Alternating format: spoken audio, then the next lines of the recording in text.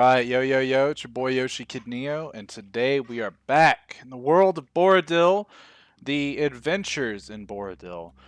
Today's session, we will mostly be going over the downtime activity that the players all wanted to do. Um, yeah, over the course of the week, I've pinged each and every one of them, and we've essentially gone over the different things that they've wanted to do. So, we will be doing that for a majority of the time. I don't know what else we'll be really getting into in terms of like playtime. It really depends on what the party comes together to do. We'll find out. I just realized that my calendar's all fucked up. We are on this day, the 8th day. There we go. Torrential rains today. Look at that. I got a new weather thing, so it tells me the weather and all that stuff. I don't think I can add events or anything to it. Why is it on the 4th day? And it keeps on, like, fucking shit up. Oh, I see how it works. Anyway, time to get into the game. Man, but He is a bird man. Okay, wait. Bird man. Who He's is a Blue Jay K Web. okay? Who is Oh who no, though? that's wrong. and Kevin apparently he's an intimidating 6 feet, which I was not anticipating. Yeah, a giant freaking bird. When I saw it, I was thinking he was maybe like 3 feet or He's like a- 2 feet, but no. Imagine a 6-foot bird person Giant ass who fucking do bird. karate, who can do kung fu. Who knows kung fu? Have you pecked anybody yet? No, he was getting the shit beat out of him for his character Oh. intro. Oh really? Yeah, it was pretty funny. And Snoopy was the hot commodity. Facts. It's like, I need Snoopy. Should have picked Alright. a cooler name a long time ago. So, the last time we left our heroes, you guys had just gotten done with Lid's challenge in his crypt, and unfortunately, 4 of you had fallen to one of the challenges to fight a beholder that Lid had captured to essentially test the combat prowess against, really strong creatures. But he was able to bring the 4 of you back and give you the choice of, living or having a second chance at life through undeath, or to rest eternally in peace. Tamsin and Quinn decided to rest eternally, Quinn giving his conscience over to Lid so that Lid could attempt to help Kai in whatever fashion he was able to. And Mong and Angelica chose to serve Lid in a... not really serve, but to eventually be called upon Lid to serve him at some point in time. But other than that, be able to pretty much live their lives as normal, except for now they're undead. So it's a little weird. They're still getting used to their bodies and stuff like that. There's been no like rot or decay, but it's only been, a couple hours. As you guys were teleported back to the City of Guilds, Peacekeepers Guild's location that you've been holed up in for a little while, you ended up hearing some commotion from outside, and you went to investigate, and you saw a group of guards beating somebody in an alleyway. And when you guys went to intervene, upon further investigation, it was a blue 6-foot-tall Aarakocra that was being beat the shit out of. But he was actually taking it very well. He was able to block most of the blows with his arms. And other than, a couple of crushed feathers and some minor bleeds, the Aarakocra looked like it was perfectly fine. as if the beating the guards were trying to give him wasn't really enough to make him submit. But Angelica and Snoopy were able to intimidate the shit out of them and make them leave him alone. And that's when you guys met O'Shea,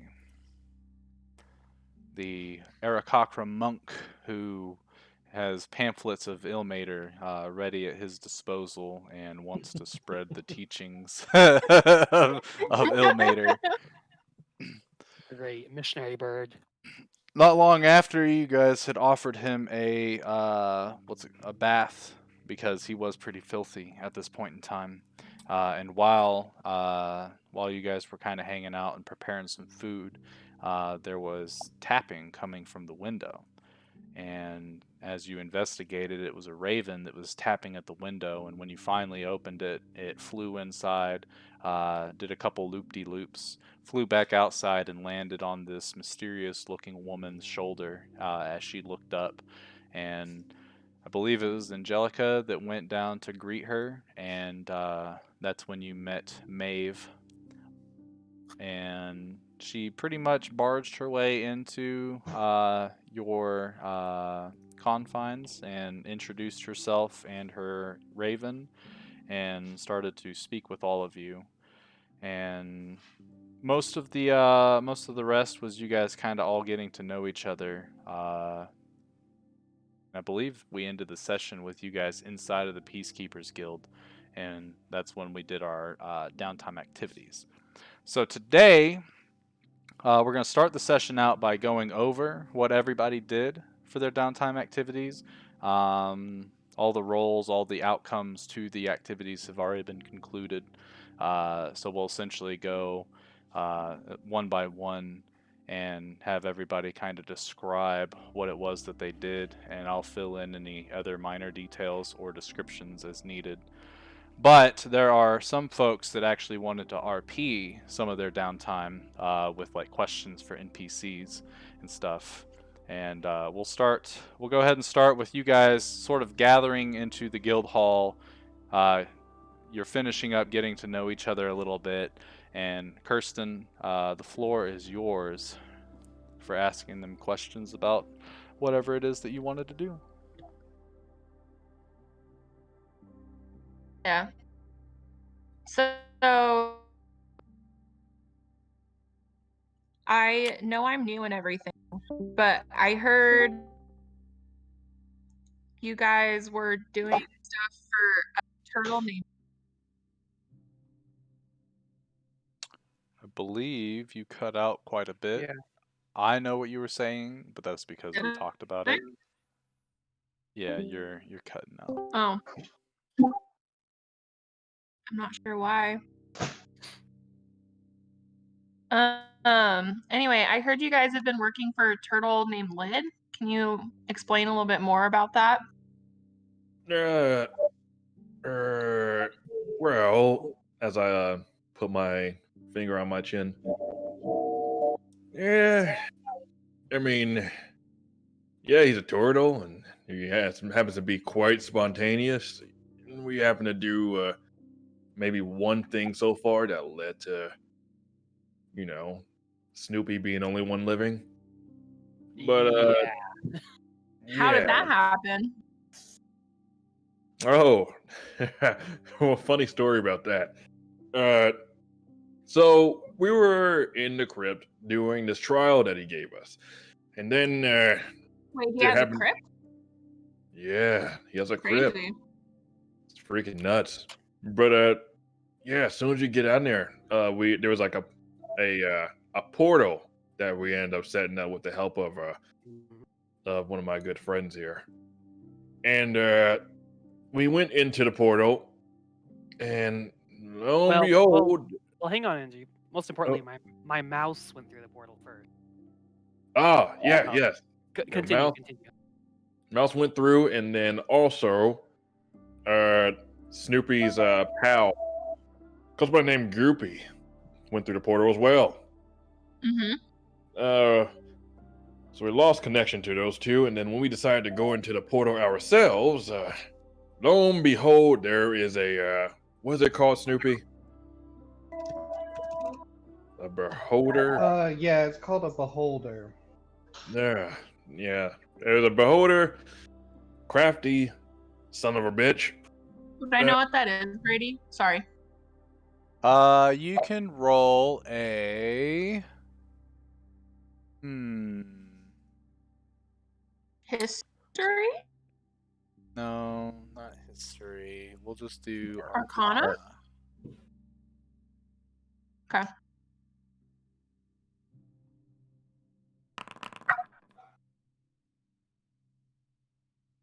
I'll say that with with a little bit of your backgrounds, you have heard tales of a beholder, and Okay. you know that they are these nasty floating creatures with a giant eyeball and 10 little eyeball stalks. You don't know their powers or things like that, but you know that they're not natural in any way, shape, or form. Karina, hello! Alright, sorry. Continue your story. So yeah, we had to fight this lack of a better term, fight that beholder. And This he ended up turtle picking had somehow was able to like contain this beholder. well, that's the thing. Apparently, Lid actually sealed that thing away inside that portal. Interesting. Yeah, it makes it a little more weird because we went in there and he basically used that thing to test us, see if we would be able to survive that battle. Yeah, that is weird. You know, now that I'm thinking about it, maybe Lid and that beholder guy were working together so they could get my gold because I don't have my gold anymore, and also I died. No. Who are that you is- again? I am Mong, and I'm gonna point. I'm gonna point like behind her and be like, "What's that over there?" And like point behind her, I'm still gonna stare at him. and then I'm gonna instantly change into her form exactly. Like immediately. Mm-mm. Go back Yeah. now. Go back to where? Stop being me. I stand next to Maeve and tell her, "Yeah, I had to spank him real hard in order to get him to stop doing that." Cat fan? Yeah. Yeah. And I'm gonna go ahead and just change form back Kinda. into. I want to be. A... It is the same game world, like my same homebrew setting, but it's a different party. The other party disintegrated at my hand because it wasn't as fun as this party is. I don't know if that's sanitary or what, but okay. Continue, Angie. Sorry, I don't know. And I go back on the other side and stand next to Mong. All right, so yeah, I believe it was a test to see if we could take it out, which of course we failed. But Snoopy here, as I point down to Snoopy, was able to hash out a deal with Yeah. said beholder, Snoopy. but accidentally, purposely, let the beholder out. So now that thing is out in the world somewhere, just waiting to cause all kinds of problems. So Mm-hmm.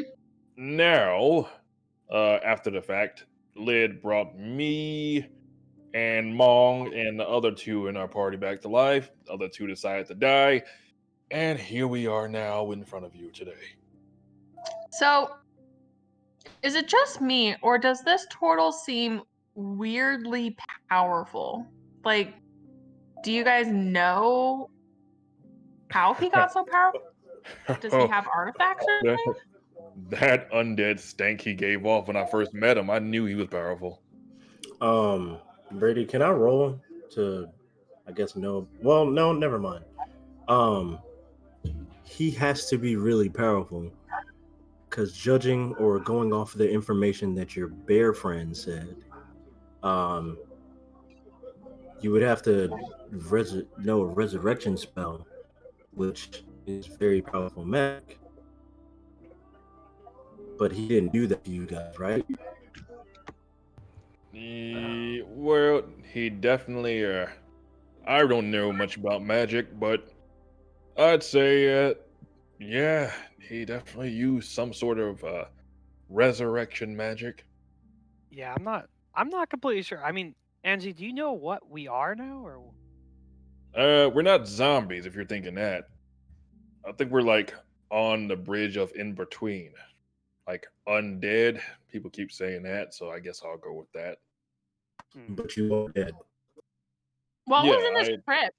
Like, was there anything of significance that, like, How is that not a zombie? well, do you want to eat people? not at all. But I mean, Well, for flavor, I could. you know But what?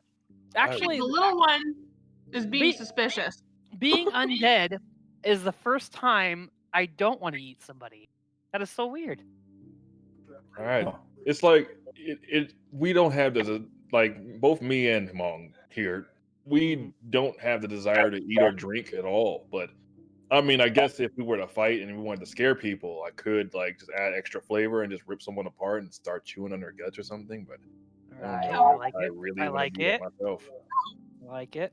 Do I really want the taste of like When human innards in my mouth You right don't know where now? they've been. when Angie's like starts talking about tearing someone up and eating them, Snoopy like kind of like glances at Mong.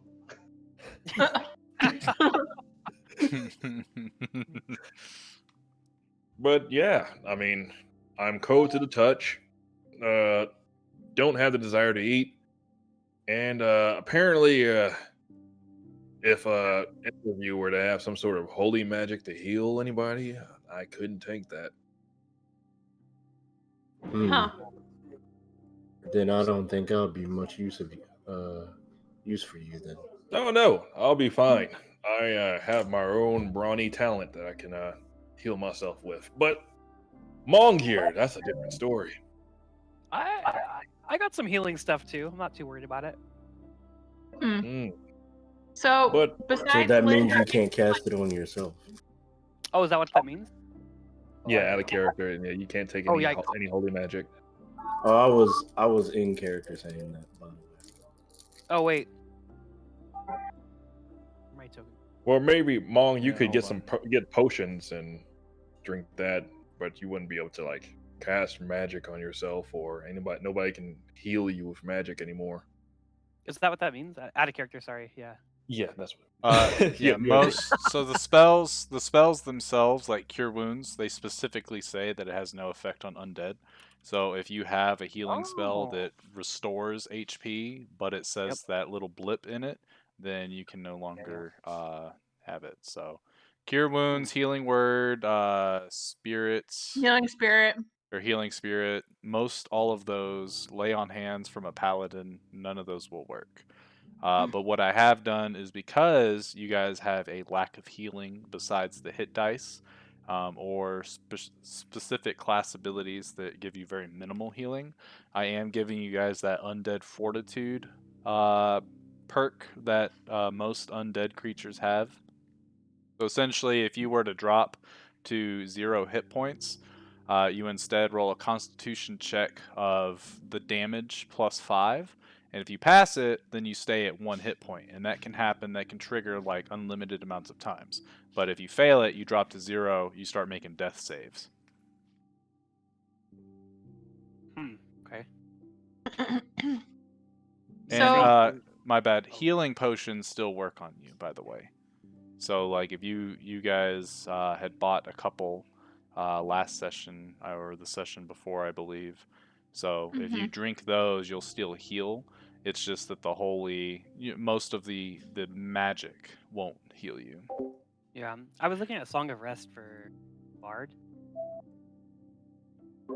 Yeah, Song of Rest should still work because it's not a heal. I think it's temporary hit points anyway. Yeah.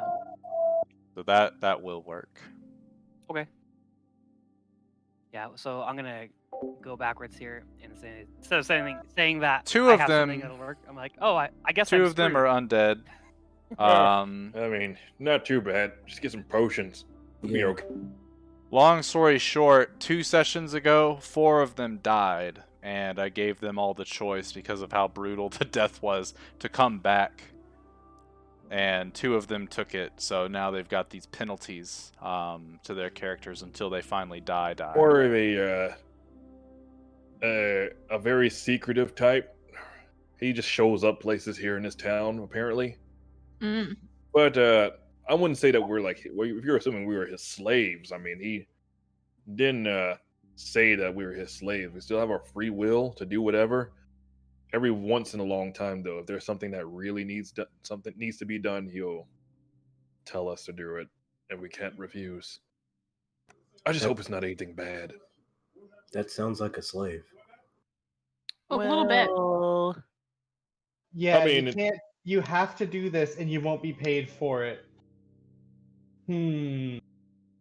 Sounds kind of slavey to me. I mean, potato, tomato.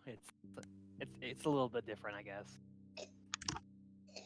So I'm assuming that because of how powerful he is, you guys aren't his only servants that are in the town then. Well, I do remember a pile of bones that came through a portal to remind me to tell the rest of the party some information and then disappeared. Oh, Also, just to throw this out there, and O'Shea kind of looks at Snoopy. If he were to ever use that against you, would you be ready for it? You mean put Angie and Mong against me? He just. Is that what you're asking?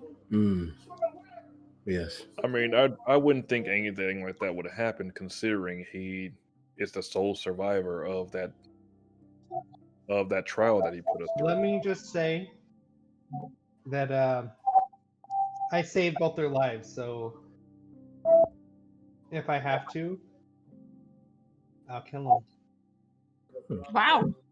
Whoa. That's good to know. I start wagging my tail.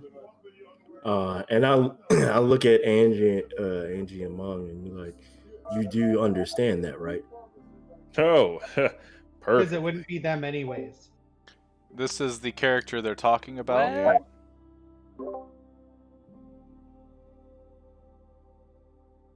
Well, is Lid I was on showing your- that for the stream. I was just showing that to the Oh. stream. They were asking.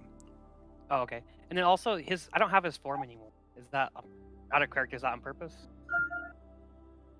You should. That's weird. I might have to update it again. Okay, I'm gonna transform into Lid, but obviously I can't change my token. Fine. And this is what that big turtle guy looks like. I'm gonna show them. Oh. So if you see him around, his name's Lid. Got it. And I'm gonna quickly change back to child form. And he has a bit of an accent. He talks a little bit like this. Very sounds very very weird. It's a weird dialect of speaking that I'm not used to hearing. Yeah, that's how he sounds. What's that staff he's carrying? You don't see any of the equipment that he's wearing, by the way. Oh, so he just turned into him? Yeah. Correct. You don't Okay. see what his staff looks like or anything. Question. Gotcha. Naked turtle. A naked turtle. But I have a shell still, obviously. Go ahead. How much do you know? Do any of you know about the turtle? About I guess the Tugmater. race itself. Well, I mean, we know the history of his people, but that's about it. But nothing about him. Are there No. others like him in the town? He's apparently one of the last of his kind. Yeah. Also, Okay. And he did the hard way. Yeah, he was all about the hard way. The hard way. Also, you said he shows up when you least expect it, right? Mhm. Yeah. So that means he's technically watching. Oh, They 100%. could very well be watching. I wouldn't be surprised. Oh yeah. So he can scry. Interesting. I mean, unless you're able to detect anything like that, as I look at Maeve and O'Shea. Are you, any of you two able to detect if anybody's scrying at all? I mean, I can scry myself. I mean, not like scribe myself. I can also scry. Yeah. Illmater. Can you scry on watches me. someone that's scrying on you? Yeah, Is that a thing? there wouldn't be So any yeah, I could probably limitations. figure that out. Yeah. Be careful. Yeah, I would. I mean, honestly, who's not scrying in the city? Very much so.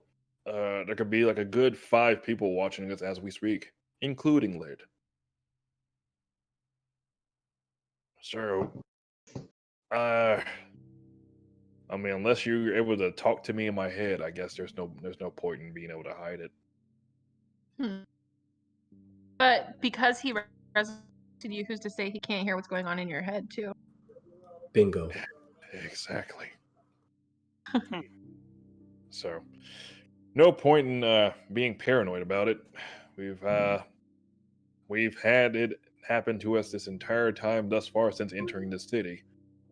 Him scrying is not my, I guess, issue. Then I mean, what's I don't know your- about you, but I don't really like people spying on me.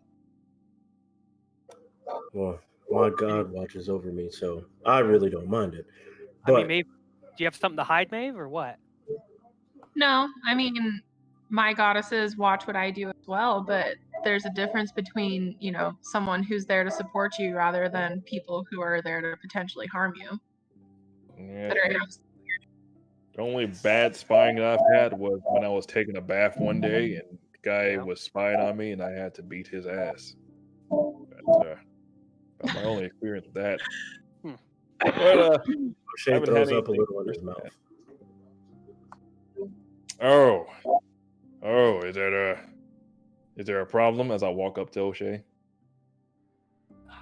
You ever seen a woman as brawny as me? Naked? In all her goodies as I grab my chest? I pray to Illmater that I will never have to.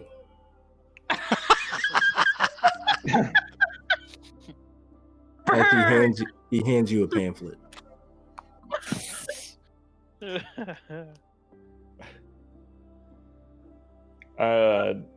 Take the pamphlet and stick it down his shirt. I just take it out and put it with the rest of them. All right. Anyways, is there anything else you want to ask?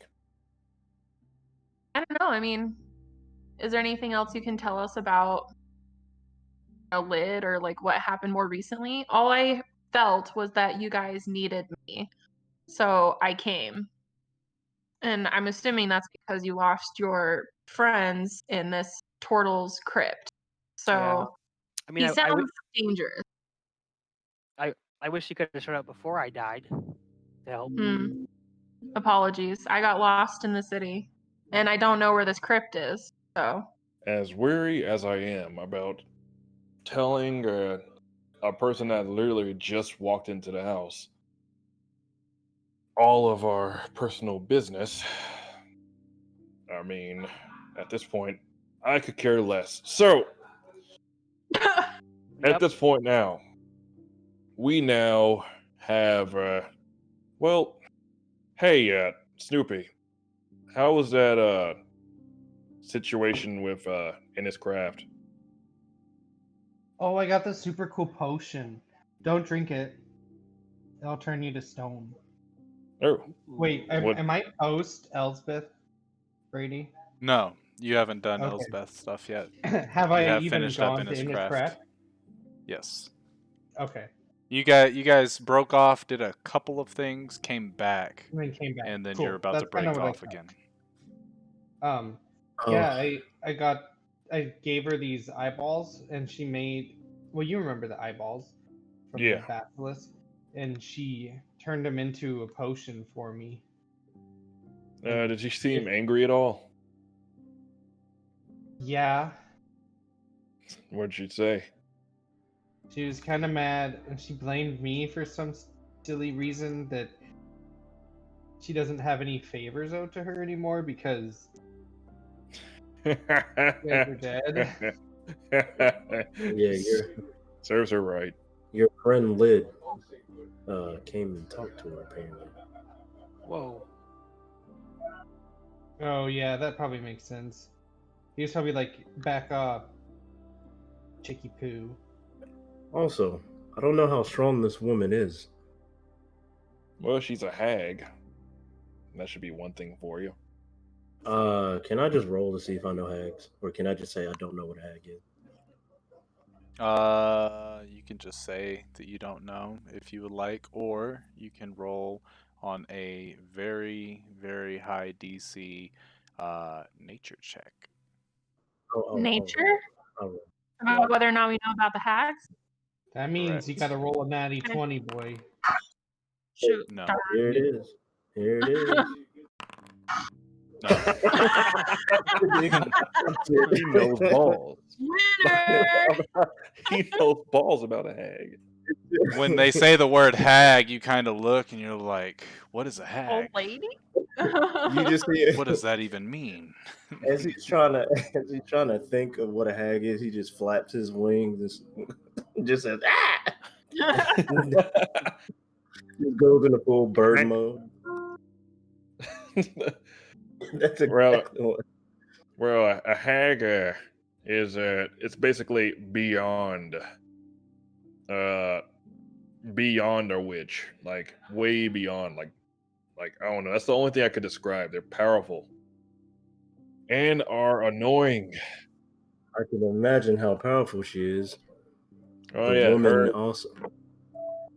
I was going to say the woman burned my pamphlet with her pet dragon. Whoa. Oh man, she wouldn't have Oh, had that yeah. dragon either if it wasn't for our past friend. Yeah, That- it hatched. He got us out some good money. What a scumbag. Rest in peace. He sounds like he an could have ass. had a pet dragon. I don't know why he had to give it to her. Yeah, we literally could have just kept a pet dragon for ourselves. It would have been awesome. Yeah, Probably would have died. more than likely. Everybody else. I wouldn't be surprised. Everybody. You guys are joining a great group. Just so Yeah. you know, everybody's died twice, so I'm glad you're here to help us. At this Well, point it now, I'm certainly not even. sounds interesting. At this point, I'm not even a person. Consider me a tool of destruction. Noted. Oh yeah. But yeah. So Laird is he's a strong bastard. And his craft is a strong Biatch. yeah, strong biatch. There's another one. We have a secret fellow who's probably also watching us. His name is Smiles. Or what's his name? Snoopy? Joker? Oh yeah, Joker. Yeah, he's another small bastard. Strong Yeah, and bastard. he's not even the boss. Not even. But we seen what he's capable of without even seeing it. But yeah, who else? Oh yeah, Martello. He's another one. Oh yeah. Such a good guy. Yeah, scumbaggery. Who's not here in the city? You know some people with interesting names. Okay, Maeve. Excuse you, Yeah, it's a classic. Me. Someone will mistake your name for me. How about that? That's not even a thing. Whoops. What the fuck? The fuck was that? It scared me for real. pressed, I was like, I what? pressed the wrong button. Joker I apparently wanted- snorted some coke. No, that was like end game for Joker. A scream / laugh. But yeah, other than that, that's all the strong people I know of. I mean, not too far away from here, there's a dragon, a couple of dragons. Oh yeah. Kind of. Sounds like you've had quite an adventure already. Yeah. But be Barely. careful with dragons. They're kind of scammy, you know. They Take your do. They are cheapskates. Oh yeah. Take your gold and do nothing for you.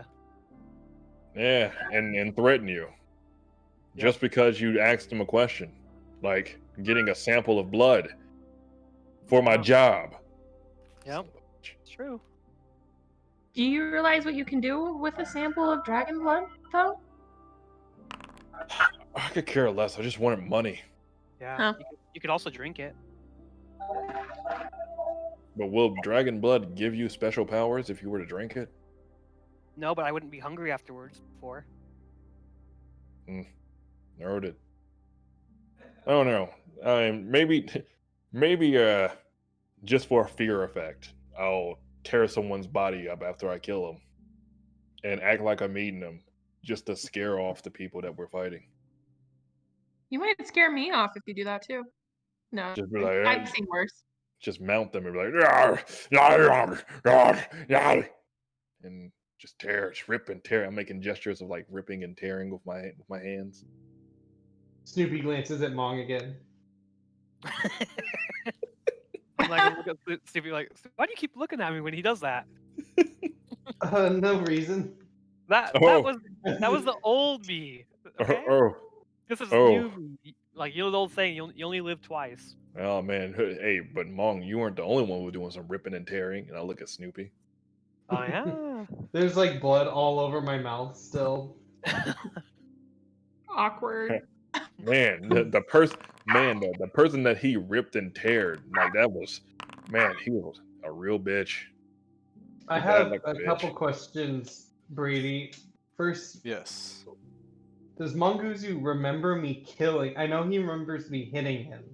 But does he remember me biting his throat out? Yeah. I like Oh, I didn't. I like didn't the know I actually idea of when someone dies, like they actively see the last few Okay. seconds of their life. I don't like the whole you got knocked unconscious and that Okay. was it.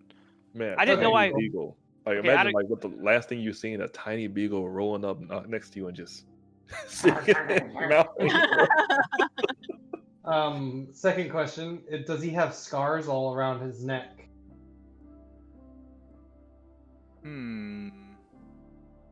In his Feel like current his- form, no.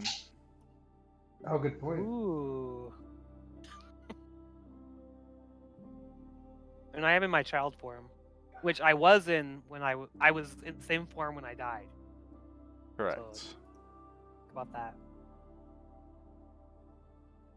Right? There's Yeah. something up with this sheet. Nothing Yeah. else. That's pretty much the Earl spill of what we got going so far. Many powerful people, or as Snoopy said, probably don't have to worry about Ennis no more. But Lid is main concern at the moment, seemingly since he is my, I put up air quotes, my master. But I feel fine.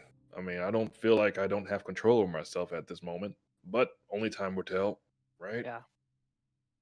I don't feel any different at all. Out of character, can I retcon something a little bit? So I didn't know that the throat biting thing. I was just imagining I didn't know that part because I was pretty much dead anyway. But I thought you were referring to when I would go blood and I bit that guy's throat out. So now my stance is a little bit different towards you, Snippy. I'm like kind of scowling at you and stuff like that a little bit. But yeah, go ahead. Sorry, I didn't mean to. Oh, Mong, he totally meant it. You seen his face. He was like, "Oh, I've been wanting to do this for a long time." Are you know, trying to You incite almost them to beat. fight? You Gail- almost beat me in the fight. I almost what? Sorry. You almost beat me in the fight. Did we fight? Well, I did. I just kind of was there. Got And then- him. But here's what I will say. Okay, what happened in there? It happened in there. And I saw the hunger in your eyes when you came from. Man, he's And like. I know that hunger. Okay, I know it. I'm not gonna hold it against you. Just as long as you can agree that you're never going to bite my jugular out of my neck and chew on my vocal cords again. You know, I would like to promise that. But I didn't think I would have to. And now that I did it, I don't know if I can keep true to that promise in all circumstances. Is it because you got a taste of my blood? You're just like, I need more? No, I became the beholder's friend. How would I I even don't taste have one? blood, so it's Like, not a he's- big deal. That's true. That's true. But on a scale of 1 to 10, how did I taste? No reply. Hey, don't let the hunger consume you, Snoopy. Don't let it happen. I know that hunger. As I'm clearly lying. Oh, I'm hungry, all right. Yes. Yes, let the heat flow through you. Good. Good. Oh I'm dear. just sitting there, like, not really sure what's going on, wagging my tail. Good. I'm like thinking people are saying I'm doing a good job. Snoopy's a happy boy. All right. Well, in the long run, hey, Ray. So are we doing like the fight pit after this, basically? Pretty much, yeah. So like after you guys are done, we'll go through everybody's downtime that they did until you guys end up reconvening the next day, roughly around noonish. And I'll All go character by character of what you guys did. I guess I'll. in That way, character. the players know what you guys were up to. The characters won't know unless you guys talk about it. But that way, you can see that way everybody can somewhat see like what the possibilities are for downtime, because you can literally do anything. It's almost like a 1v1 session, except for it's mostly text based or whatever. Or I guess in character and I'm gonna grab O'Shea and you. We're done here, so you are gonna come with me. I gotta see what you're capable of in the battle.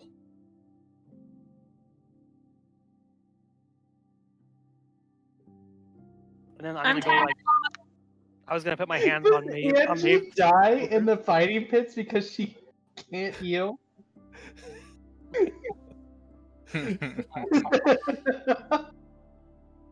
That would be funny, but All right, to the fighting pits we go. Maeve, let's go. Okay. He dies in another one-off, not in. Kevin's just meant to die. Okay, and then so as they leave, it leaves Snoopy and Mong behind. Is there anything you two do in this moment? You part your ways. Roll initiative. Yeah. Round I don't two. Snoopy wants to kill me now again. Jeez. I have a taste. Taste for I the feel boy. like Have I ever feel told like you our that I don't interaction- like you? if we get left alone, and it's probably really awkward. Yeah, I'm like, all right. So, I go Do to I- the door and scratch at the door. so do you like poop? Gross. I'm at the door, scratching at the door. do you need help with that, or? I mean, I did see that you could hold that little sword thing and really, really stab me with it right in the back. So, do you want me to? You want to use that to open the door, or would you like me to just open What does that look like to me? to To anybody? everybody but you, it should look like a bunch of gibberish. Oh, okay. To me, I know what you thought wrote. it would say bark, bark, Man, it looks like a formula in algebra. Kirsten's Gross. worst I mean- nightmare. Yeah. Open the door for me, Baby vomit in Mom. my mouth a little bit. I'm just gonna open the door. I'm gonna open the door, but I'm gonna like only open it a little bit, and I'm just gonna kind of like be like, "Well, I'll see you later," and I slide through the crack and then close the door again. When you open the door a tiny bit, I blink out. Nice. Mong And so opens you the slide door and through, and Snoopy I'm right there. disappears. And you slide out, and I'm standing right behind you. Okay, bye. Alright. And then I sprint off. All right. So we'll start with Maeve in you, Angelica, and O'Shea make your way to the Droma. And once you get there, you find the counter where you can sign up for the fights and such. And Angelica essentially forces O'Shea to sign up for a 2v2 fight. They put their bags of gold, 25 gold apiece, as their entry fee, and they get told that the fights start promptly at 9 o'clock, but fighters need to be in place and ready at 8:30.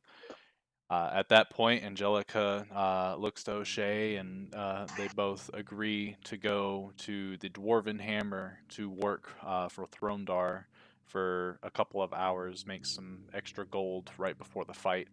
They ask if you want to join, and you tell them no, you have some things that you need to do yourself. So they part ways from you, and you go to find a nice, quiet location where you can try to reach out to your patron, the Morrigan.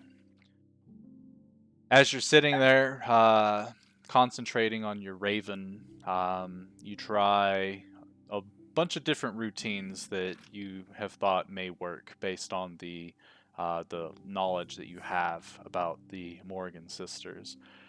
You try casting some spells on your raven. Nothing seems to work. You try meditating, reaching out with the very essence of your soul. Doesn't seem to work. You try to talk to the raven. Doesn't seem to work. And a couple hours pass by, and you're starting to lose hope. But then finally, you look at your raven as it's kind of like doing the little head movement thing, like really fast movements to like look around, and all of a sudden it slowly turns to look at you, and as it's blinking, it's really its eyes are devoid of color. It's just deep black. The only way you can tell that you're looking into its eyes right now is because of the sort of the little glare from the sunlight. And as it blinks a couple times, it blinks one more time, and as it opens up, the eyes are bloodshot red, or I guess just a deep maroon color, staring at you. So, you've been trying to contact us, have you? Maeve. Yes, I have been. What do you wish from us? Have we not granted you enough power Well, already? You have. I've been given an item that I think will help me even more magically. If we can put the magic from this mace I got from the group you had me join into the war scythe you gifted me. Hmm. That is a very simple task. It would seem that your new group that you've been led to are somewhat trusting of you. That will be very useful. Keep that. Keep their trust. Yes. Do not lose it. Yes. I also have some information that I've learned about Lid, like you've requested.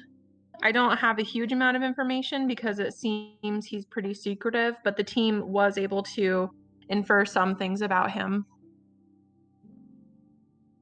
Allow us to delve into your conscience then? Yes. And with your permission, the raven it flies onto your shoulder, and it starts to it gets its beak right next to your ear, and it starts to whisper things into your ear. And as this happens, it's happened quite a few times actually over the course of your servitude to the Morgan, and you just feel woozy for a second, and it's almost as if your brain is just replaying all of the new information that you just got from the party. You're reliving the entire experience once again, just at a faster pace. After this, after you get to the point where you're at now, you start to sort of come back from that high, and you kind of like shake your head a little bit, and the raven flies back to the ground in front of you and continues to look at you. Ah, so it is as we expected. His source of power is somewhat unknown. His goals, even more so unknown. But he does pose a intriguing fellow, and more than likely, power that is left unchecked becomes a problem. Monitor this little fellow. Monitor the group that you're with. If they give him too much more, I fear that we will have to take action. Yes. I don't know. It seems to me, based off of some of the other areas and things that you've had me do, he's building an army of some sort, from what I can tell. Those that build armies are not doing so for peace. Yes. I sense a great trouble coming in the future. I do not know its exact location or its exact form, but I fear that the demon lords are far from the worst thing going on currently. Things are happening behind the scenes. Treachery is brewing. I will keep an eye out for you. You have done well for us, Maeve. Now let us enchant your war scythe. It will destroy the mates, just so you're aware. But I don't think that that's an issue. No, I don't think it is either. If you would please place both items side by side, then we will get to work. I do a share. And as you place them, the raven joins back onto your shoulders, and it starts to whisper into your head, or into your ear again, and you start to get that woozy feeling. And then suddenly, you're lucid through the whole thing, but you stand up. You didn't want to stand up. You were perfectly comfortable sitting down. Your arms start to move. Your lips start to move and chant. This is not anything that you are doing consciously. This is somebody taking control of you. Some IT nerd from across the world trying to steal your bank account. Immersion broken, sorry. Anyway, you start to wave your hands and chant ancient phrases. And as the magic starts to come together, you can see the mace start to sort of glow this dull blue color. And as it's glowing, it starts to brighten and fade rapidly before the whole thing lights up. And it's almost as if the magical essence has been extracted from the mace, and it coats your war scythe for a moment, and then there's a flash of brilliant blue light. And as you look at it, you close your eyes, and when you open them back up, the mace is no more. just little speckles of dust essentially remain in the area of the mace. You you feel control of your body again. You start to sort of open and close your hand. You start to sort of roll your shoulders. You reach down and you grab your war scythe, and you can feel the magical essence sort of surge through your hand. The deed is done. Make good use of that scythe. It has become a lot more powerful now. It should do you well. Thank you. I appreciate it. Send my regards to your sisters. Oh, yes, we shall.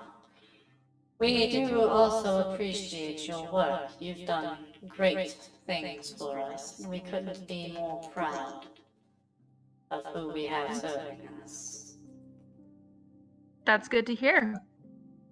And I guess, just for your own sake, your family is quite well. I'm glad. I know it's been a while since I've seen them, since I've been doing work for you, but I'm glad. I appreciate you still keeping an eye on them for me. Yes, that is our deal after all. We'll be in touch shortly.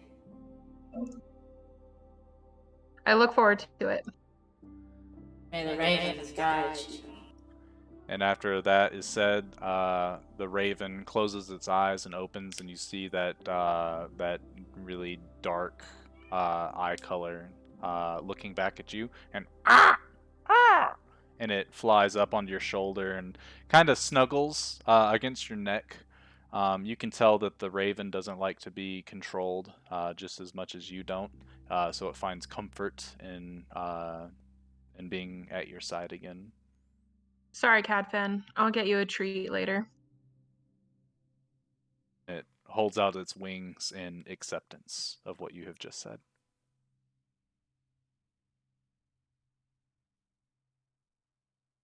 I believe that is all for Maeve until a little bit later in the night when you guys go to the Droma together. So we'll port over to O'Shea and to Angelica. As you guys make it to the Dwarven Hammer, Throndar is there and he greets you. Aye, looking for work. I remember you saying you'd come back. Yeah, of course. Where do I start? Well, we got a lot of scrap metal that needs to be broken down into nice iron and steel ingots. So I guess you could start there. I'll show you how it's done. Is your bird friend, the Arakakra, is he joining? Gerald, I don't remember if you were doing this or if you were going to try to do something different. Okay. Oh, no. I think I was doing something different, but I'm doing this. I'll do the other thing. Okay. Tight. All right, perfect. And he takes you to a location that has, it's got 3 of these forges that have these big buckets, these big lead buckets in the middle of them, and it is piping hot. It's a little uncomfortable for O'Shea as he reaches close to it. Like, he can feel the heat, and it's sort of aggravating his plumes. Is that what they're called? Plumes? Yeah. Like the feathers and stuff like that. Angelica, you're a little used to it. Granted, you don't have the resistance that a tiefling has, but being that you're infernal heritage, you're used to sort of severe heat and things like that. And because of your cold blood, it's actually kind of relieving. Like, you hold your arm up next to the forge for a little while, you bring it away, and you touch it, and it's almost as if you're alive again. But it quickly fades as your blood starts to cool, and ultimately you remember your undead fate. After this little, moment to yourselves, Throndar starts to pick up big old pieces of, like, plate mail armor that's, like, been rusted and pretty banged up. He takes broken shards of swords and he starts throwing them in the bucket. He's like, all right, this is the easy part right here. You just grab as much as you can, throw it in the lead pot right there, and then you gotta wait. Once it's all become molten and melted, that's the hard part. Probably gonna take both of you to do it. But you're going to take these rods, and he goes and he grabs these rods.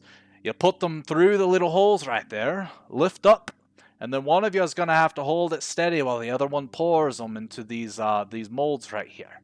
And he ends up after, it takes about 20 minutes for all the things that he had in that pot to finally melt, and he starts showing you step by step what to do. He pours it into a mold, and the mold is shaped like an ingot, and he does that to a series of them.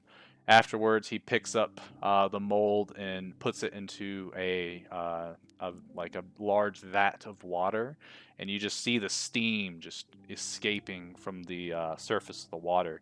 And he's actually got his head held back a little bit. He's like, the steam's super hot, so I would try not to make any type of contact with it if you like your skin. Gotcha.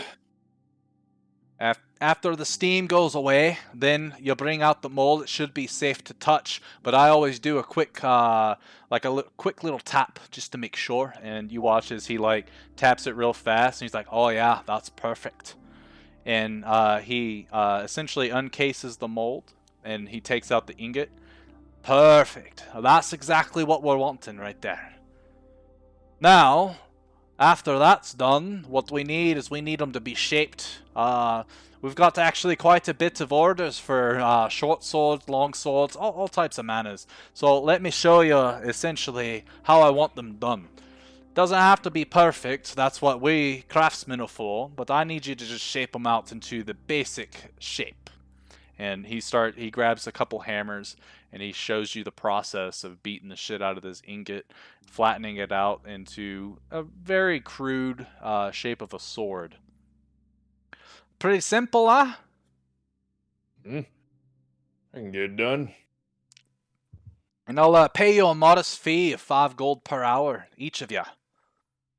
And if the customer comes back and sees that their work is completed a little bit faster because of your help, I'll make sure to throw you in a tip. I like tips.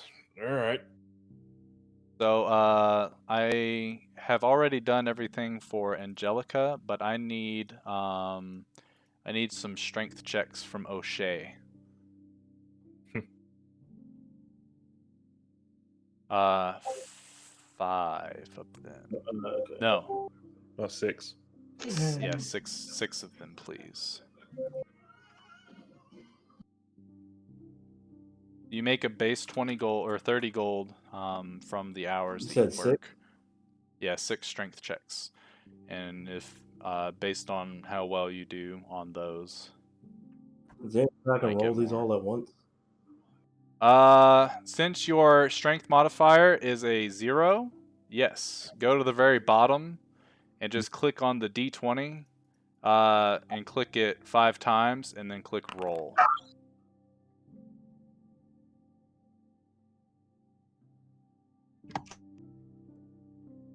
Or 6? Huh? Is it 5 or 6? It's 6. Okay. So you make an extra 6 gold in tips. So I will add that. And you guys do this for the 6-ish hours that you're there before you get leave so you can go get ready for your fight at the Droma. Afterwards, Throndar, I do greatly appreciate y'all's work. You've done really well. Lots of the customers were happy with the fact that we were able to give them their products a lot sooner, and it wouldn't have been doable without you.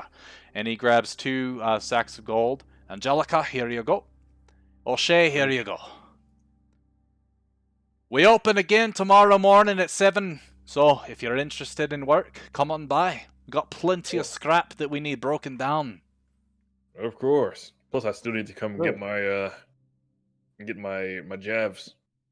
Very true, which actually I've got half of them done already, but I want to make sure you get the full order. Yep. All good. Perfect. Well, thanks again. You all do make this job a little easier for me today.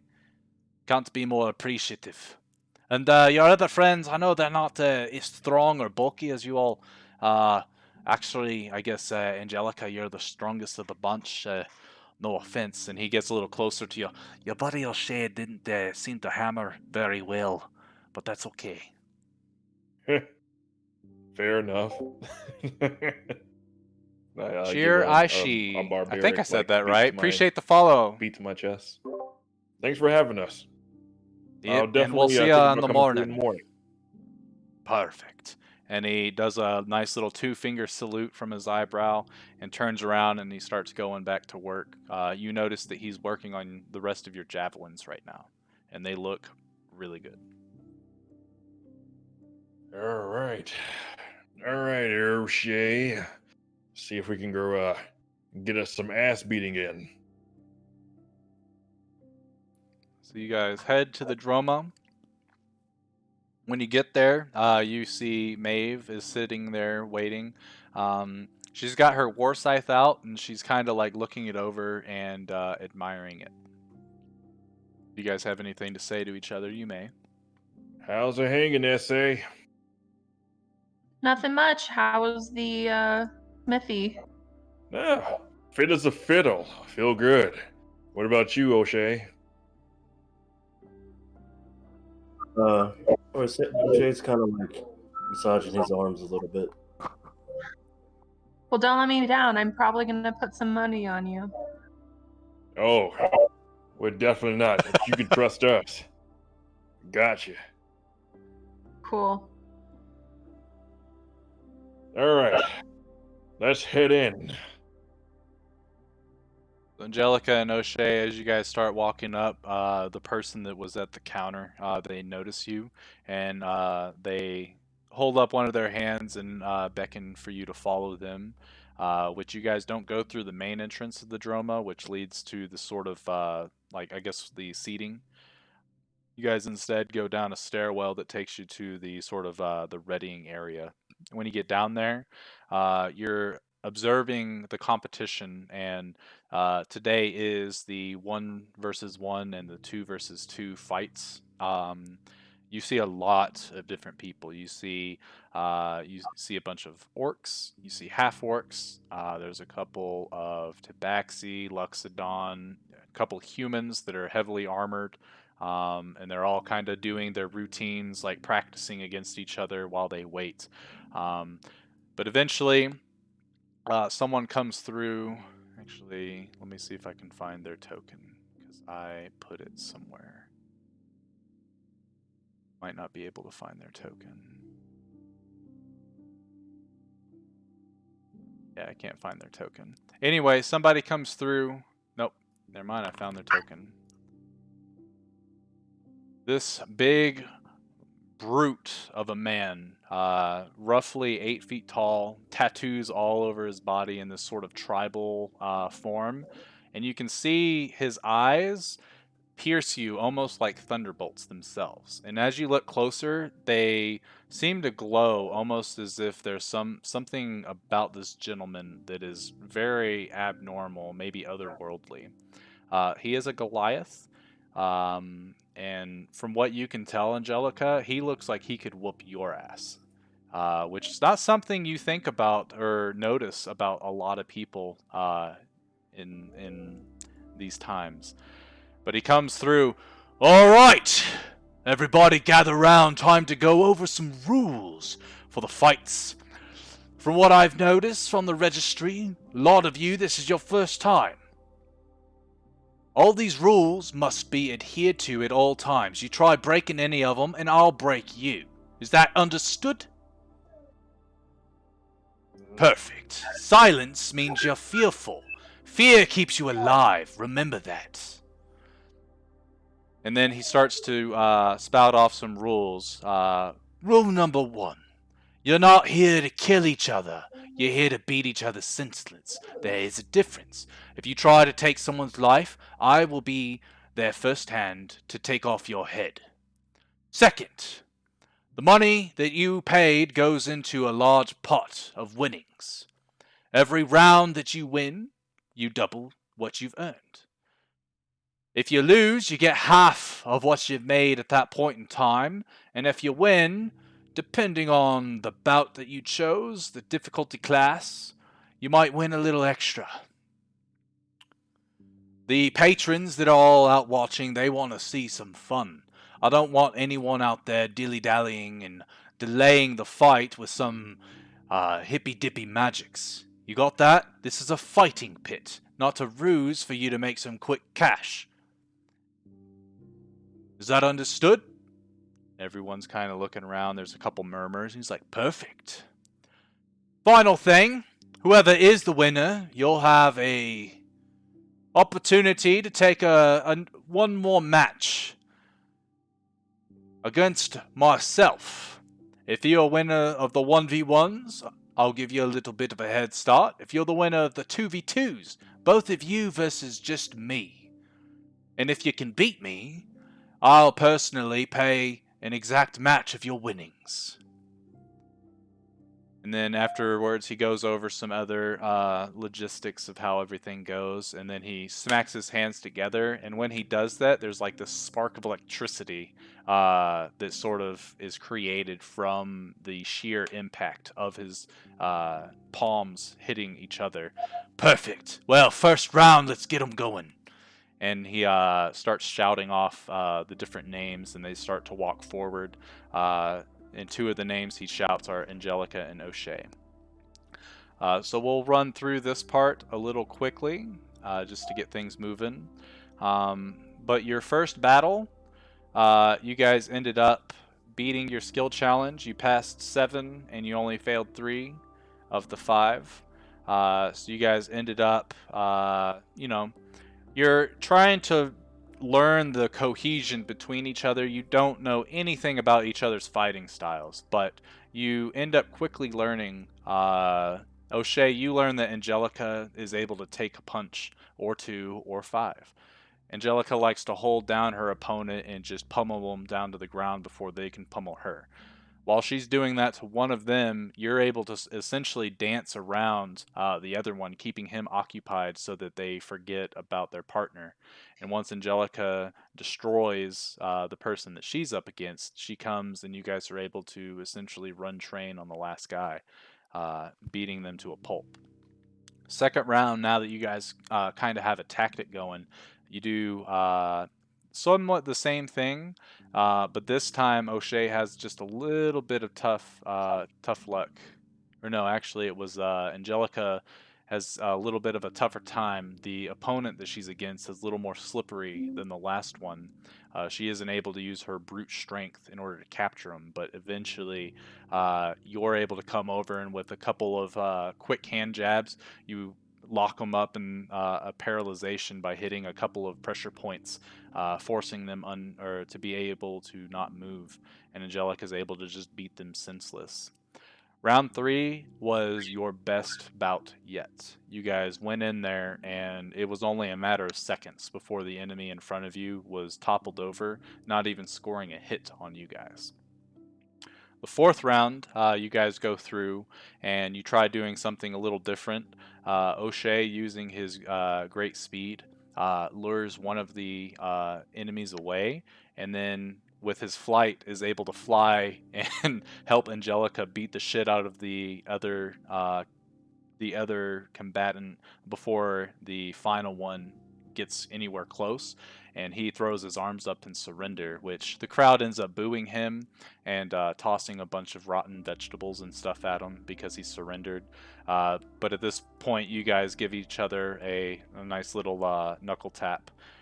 You're starting to find the flow between each other's forms, and you're making it work with the fact that Angelica's all about brute strength and O'Shea's more about being quick and precise. But it all comes crashing down on the very last round, where you guys end up fighting it almost seems like it's a mirror match. You got one guy that's just incredibly tough, and then you got another tabaxi that's just very quick and agile. And the whole match is essentially just button heads the whole time. It's dead even, but then one of you makes a slip up. I believe it was that acrobatics from O'Shea. You try a nice little maneuver, and it fails, and you fall flat on your face. And the Tabaxi is able to stunning strike you and pummel you to the ground, where you get knocked out. And then both of them are able to gang up on Angelica, and she has no way of getting out of it. And unfortunately, you guys lose the final round. In the stands, Maeve is there, and as each round goes on, there are people that are like criers that are coming around. Place your bets here, place your bets. And Maeve goes up, and I want 20 gold on Angelica and O'Shea, and I'll I put want to 5 change my gold on bet. that guy. Too late. I want 5 gold on No. that guy, and I want 5 gold on that guy. And the gentleman writes all this information down. And after all the fights, Maeve is sitting there. She's like biting her fingernails on this last round. And after, how does Maeve react when she sees that she just spent 30 gold and will not be getting it back? Can I just like, for flavor, can I just have like this dark cloud just like suddenly kind of burst out of me? And then people are like, what the fuck? Like, Yeah, definitely. cool. So she starts to sulk. She sort of like curls up. She's got her elbows on her knees, and she leans forward. And as Like my O'Shea eyes gets turn black, and then like this massive black cloud. her eyes turn black, and there's this aura, this gloomy aura that's starting to permeate from her. Some of the folks around her look, and they're gasping, and they start to move away. Angelica, as you're getting beat to shit in your face, you take 1 punch, 2 punch, 3 punch. You sort of shake it off, and you're starting to get dizzy, and you look up, and you can see her like glaring at you in anger, and you kind of just like you try to smile, and then the person knocks you out, and you fall unconscious, and the fight's over. Yeah, Maeve, you lost your 30 gold. Angelica and O'Shea, you guys did make a fair amount of gold, actually, compared to what you paid, but it was nowhere near what you would have if you had won that fight. But you guys end up getting pulled back into the preparing area, preparing chamber, and there's a couple of medical staff that are sort of tending to your wounds. They're giving you a couple of these weak potions. They tell you they're from Arth, the apothecary that I think you guys were the ones that went and talked to him. I can't remember who exactly went. I think it was Quinn was there actually, not O'Shea. But anyway, you guys are getting some potions, and you're able to rest and end up recuperating. The one of the criers comes up and hands you both a sack of gold. There's your winnings. Hopefully next time you're not so, you were the crowd favorites to win, and then you let it all crumble at your feet. But hey, not every story's a Cinderella story, eh? Good luck next time. And he sort of claps his hands together and sort of cheers you guys on. As you can tell that he was looking forward to some new fresh blood in the fighting pits coming out victorious, but not this time. And he walks away, and that's when Maeve is allowed to come down and see you guys. And she's still got this gloom around her. It's kind of freaky. You guys may say whatever you wish to each other. Hey, man, that was fun. I'm glad you had fun. Yeah, you're right. Mm. Why all the literal gloom as I like point to her entire aura? You cost me 30 gold. You said you could win.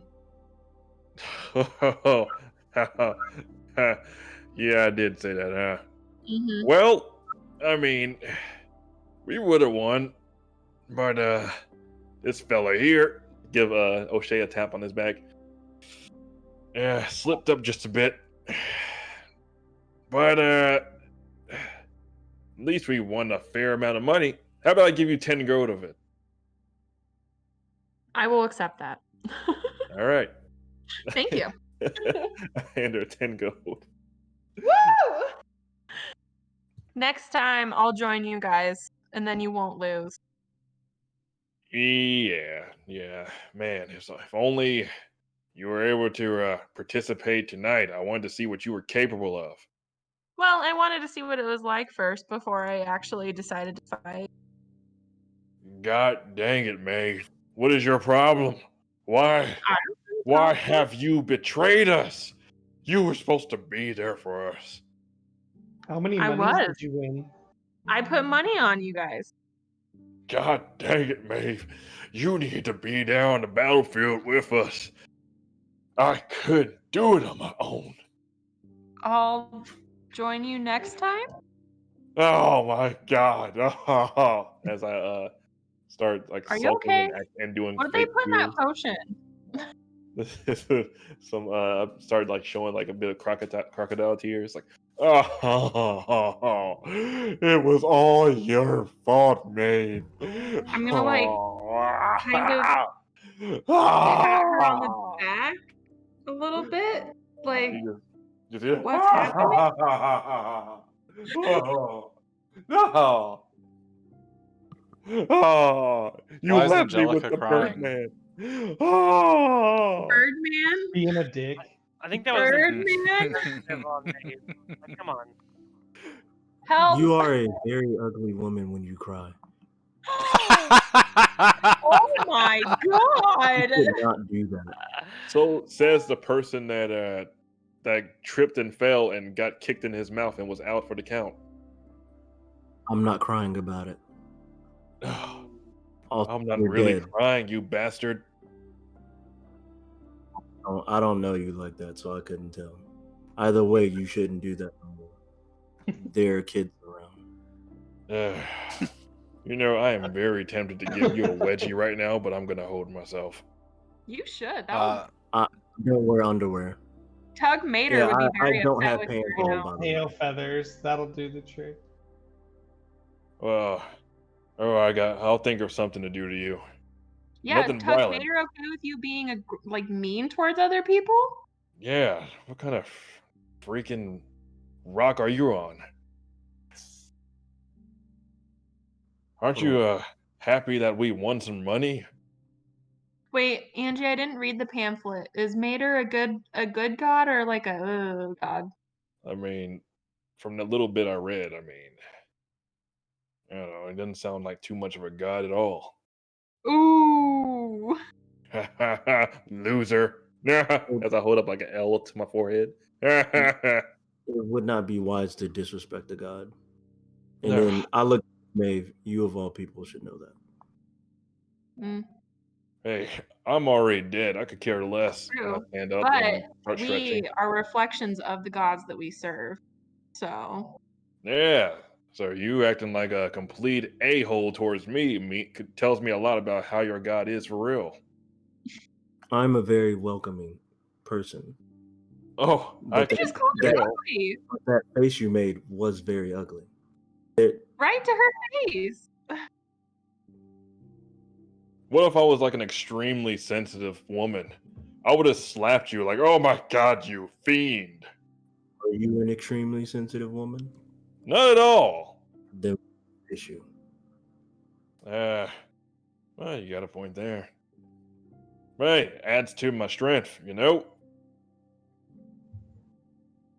If it makes it any better, I am sorry that we messed up there. Yeah, it was Next all. time, Birdman.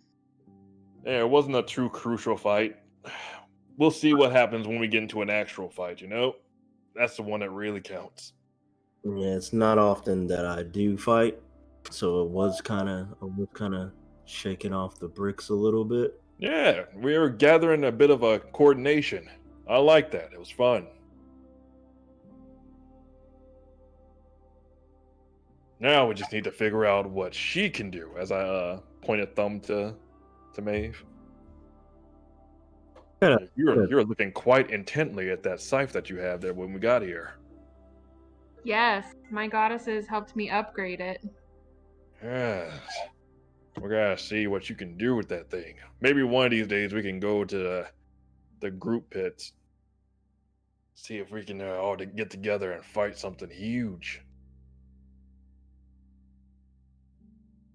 Oh, For me.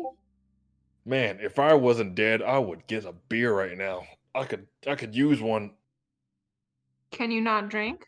I mean, I I, know you can't get drunk, right? But you can still enjoy it? yeah. But like I don't know like how that stuff will affect my body. Like will it just sit there? Hmm. Yeah, I feel like Good if I were question. to drink it, it would just like sit there and curdle in my stomach and it'll just come out when it feels like it. Something you should probably ask Lid. Hey, I'm not gonna call him right now.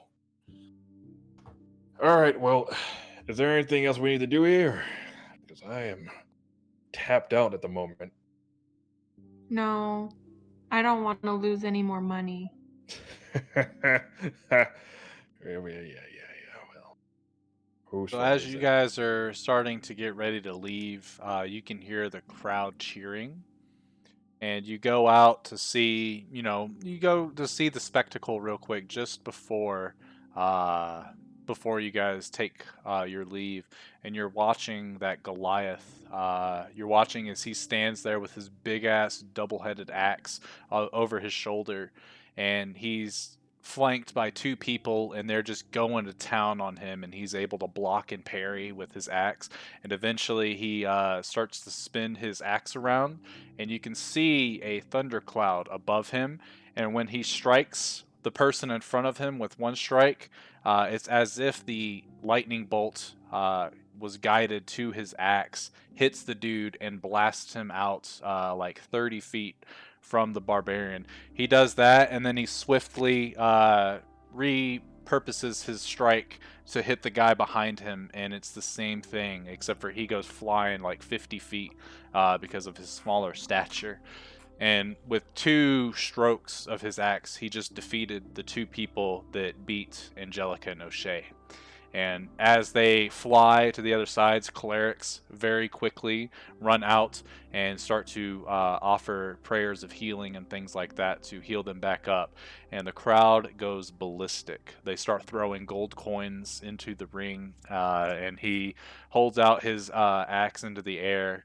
And you guys watch as just a steady streak of lightning hits the axe, charges it, and he essentially grasps it, and you can see the electricity coursing through his skin, arcing through different portions of his body, as if he is the embodiment of lightning. Kind of like Thor, except for not a god. Or maybe he Interesting. is, who knows? Who's that guy? He's the guy who set this whole thing up in the first place. Definitely can tell why he wanted people to fight him in the end, just to flex his muscle. Hmm. Uh, Yeah, don't that want guy is very arrogant, but rightfully so. to. Yes, he seems very back it up. powerful. Did you guys catch his name? Not at all. Mm-mm. And you start to hear the crowd cheer, Gatham, Gatham, Gatham, Gatham. Yeah, I guess that's his name right there. What I'd do would if only we would have won that round, I wouldn't mind give him a nice sock in the jaw. Then You grab might. his junk afterwards.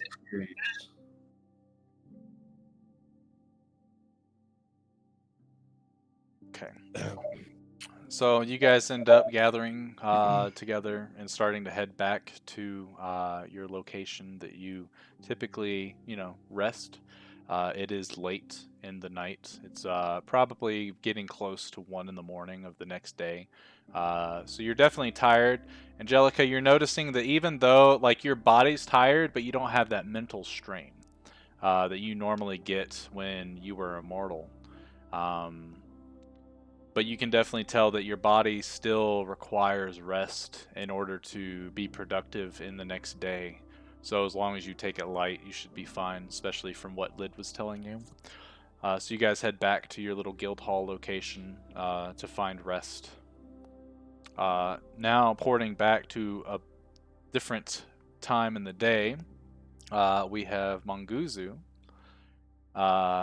Manguzu heads to the artisan district, and he takes out his clothing that he was given by Guido, and he transforms into a random person that he saw in the streets that was leaving the area, and he starts perusing the streets a little bit.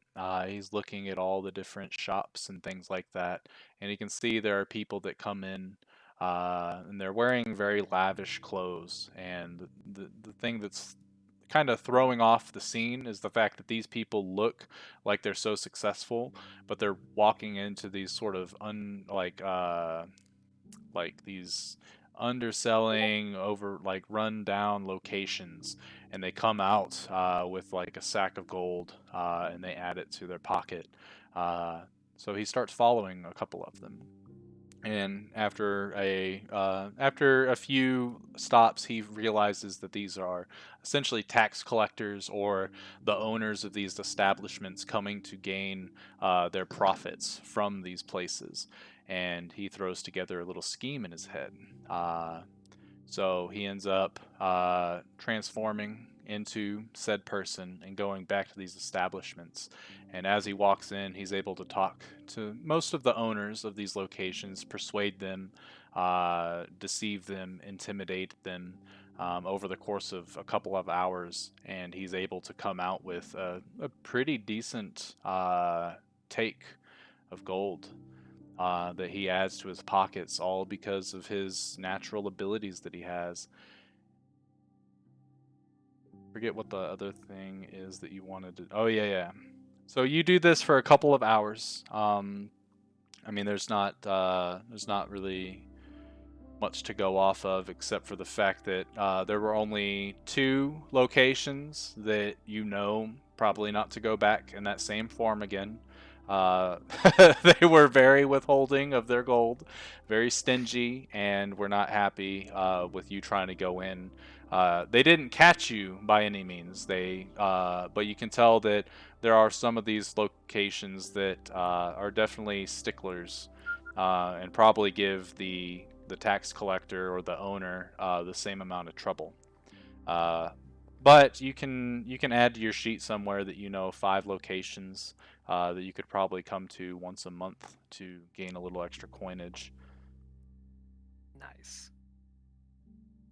As the sun starts to set, you end up deciding that it's time to go and pay Lord Martillo a visit. So you head over to Death Row, where the orphanage is, and you kind of wait on the opposite side of the street, just kind of acting like a child would, playing around in the dirt and shit like that. And it's not until like maybe when the sun goes down and the moon starts to rise that you see Lord Martillo essentially pull up in a very, very nice carriage. And as he gets out, you can hear the carriage driver. All right, Lord Martillo, we'll see you tomorrow. Have a wonderful night, sir. And he nods his head, and the carriage starts to go away, and he starts to walk towards the orphanage. What do you wish to do at this point? I'm just gonna kind of walk up where I'm trying not to surprise him. Say his name, Lord Martillo. Let's see, where did I put his token? There it is. Ah, Manguzu.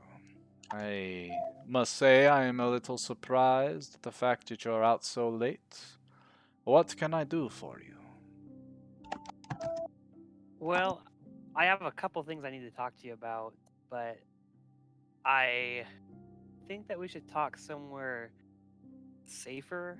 I don't know if you have somewhere safe that would be we could get away from, I don't know, somebody scrying on us or watching us.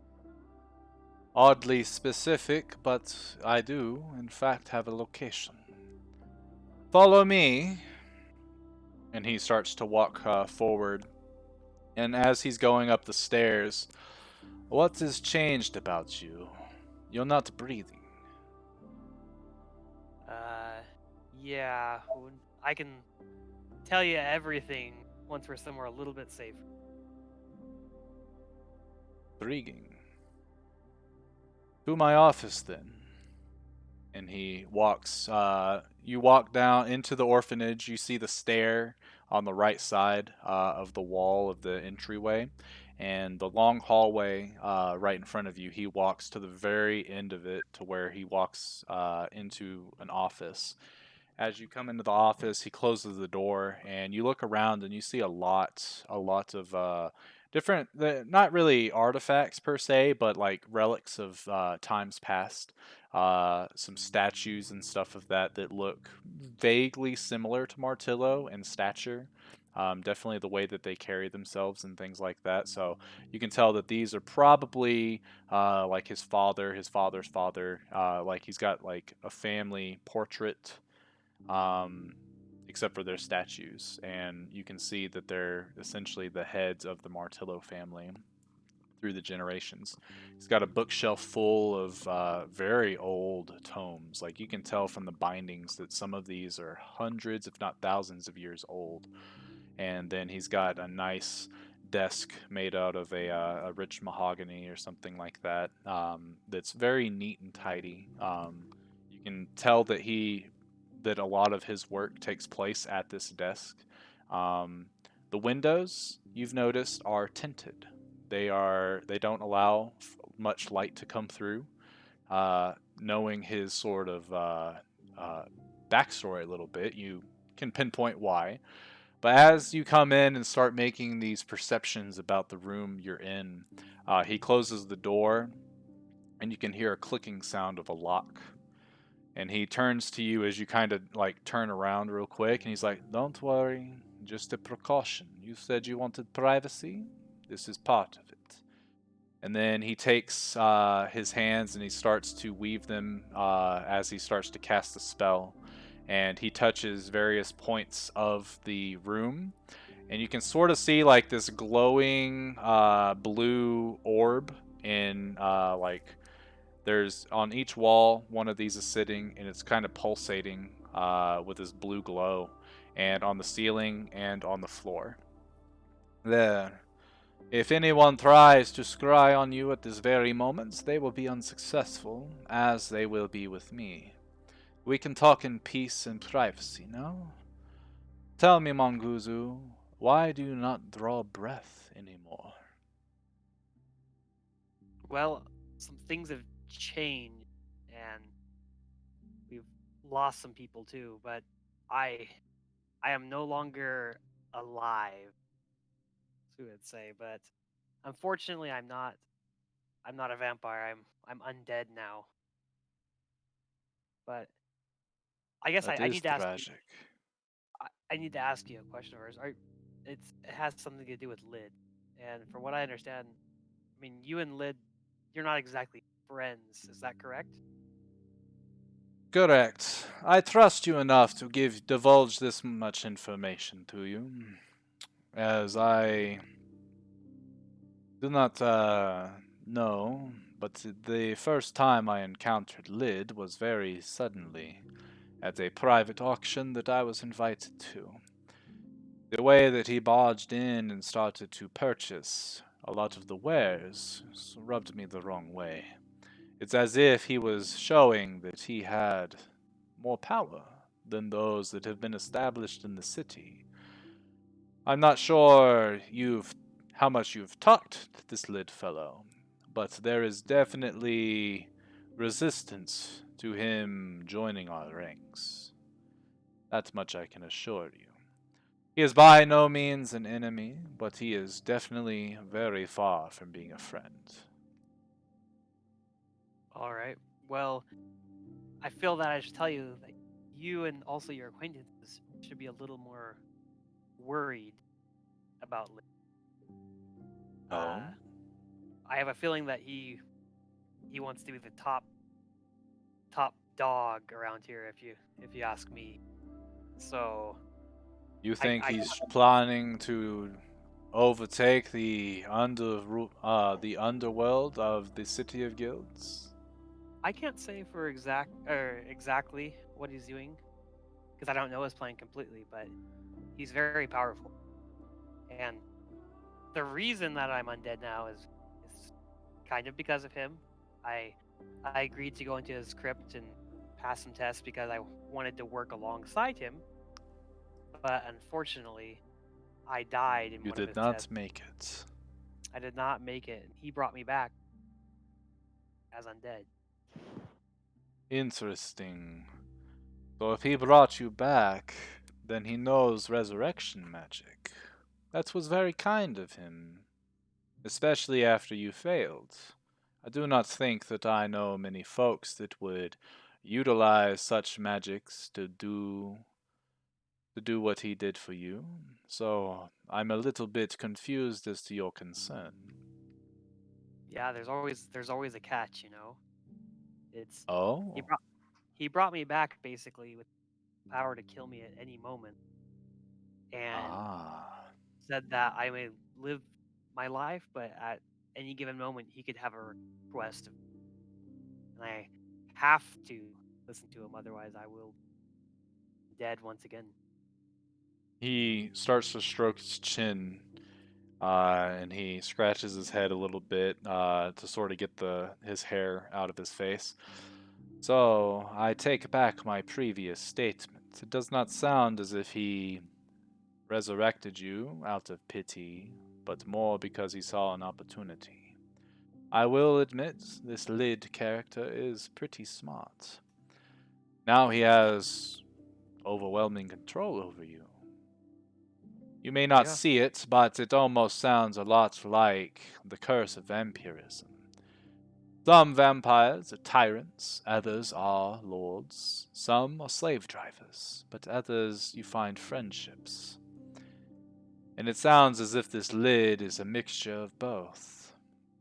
He does You plan to don't take control of you someday, but more than likely he'll let you live your life.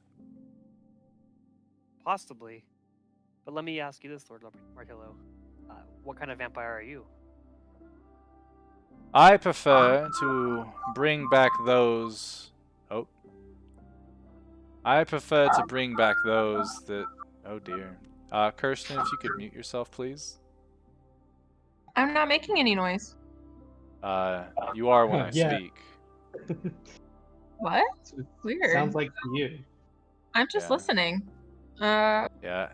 It's not you as a person, it's something in your background.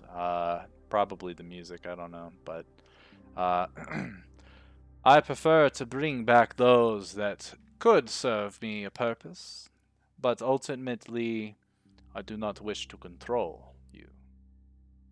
I wish for you to make your own decisions, and if those decisions abide by my goals, I will keep you as I will keep you as a close servant.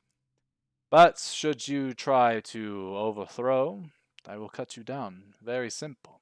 You are not forced to do anything for me. But I would think that me granting you a second opportunity at life, I would think that that would mean something. Some people do show their willingness to work for what they've been granted, and others do not understand the concepts, the risks that are being taken. Do this. Although what you're going through is much more powerful than what I would have put you through. I'll be honest. Can you repeat that last part, like the last Oh, sentence you said? what Sorry. what you're going through is a lot more powerful than what I would be able to accomplish. All right. Do you know? At one time you offered me the path to the vampire, but I was unsure. If there was some way to reverse what happened to me, I still be alive. Does that offer still stand? He perks up an eyebrow and gives you a little like the right side grin that Monguzu's very good at doing. Yes, the offer is always on the table, but unfortunately, someone that is already undead cannot be turned. I will tell you this much.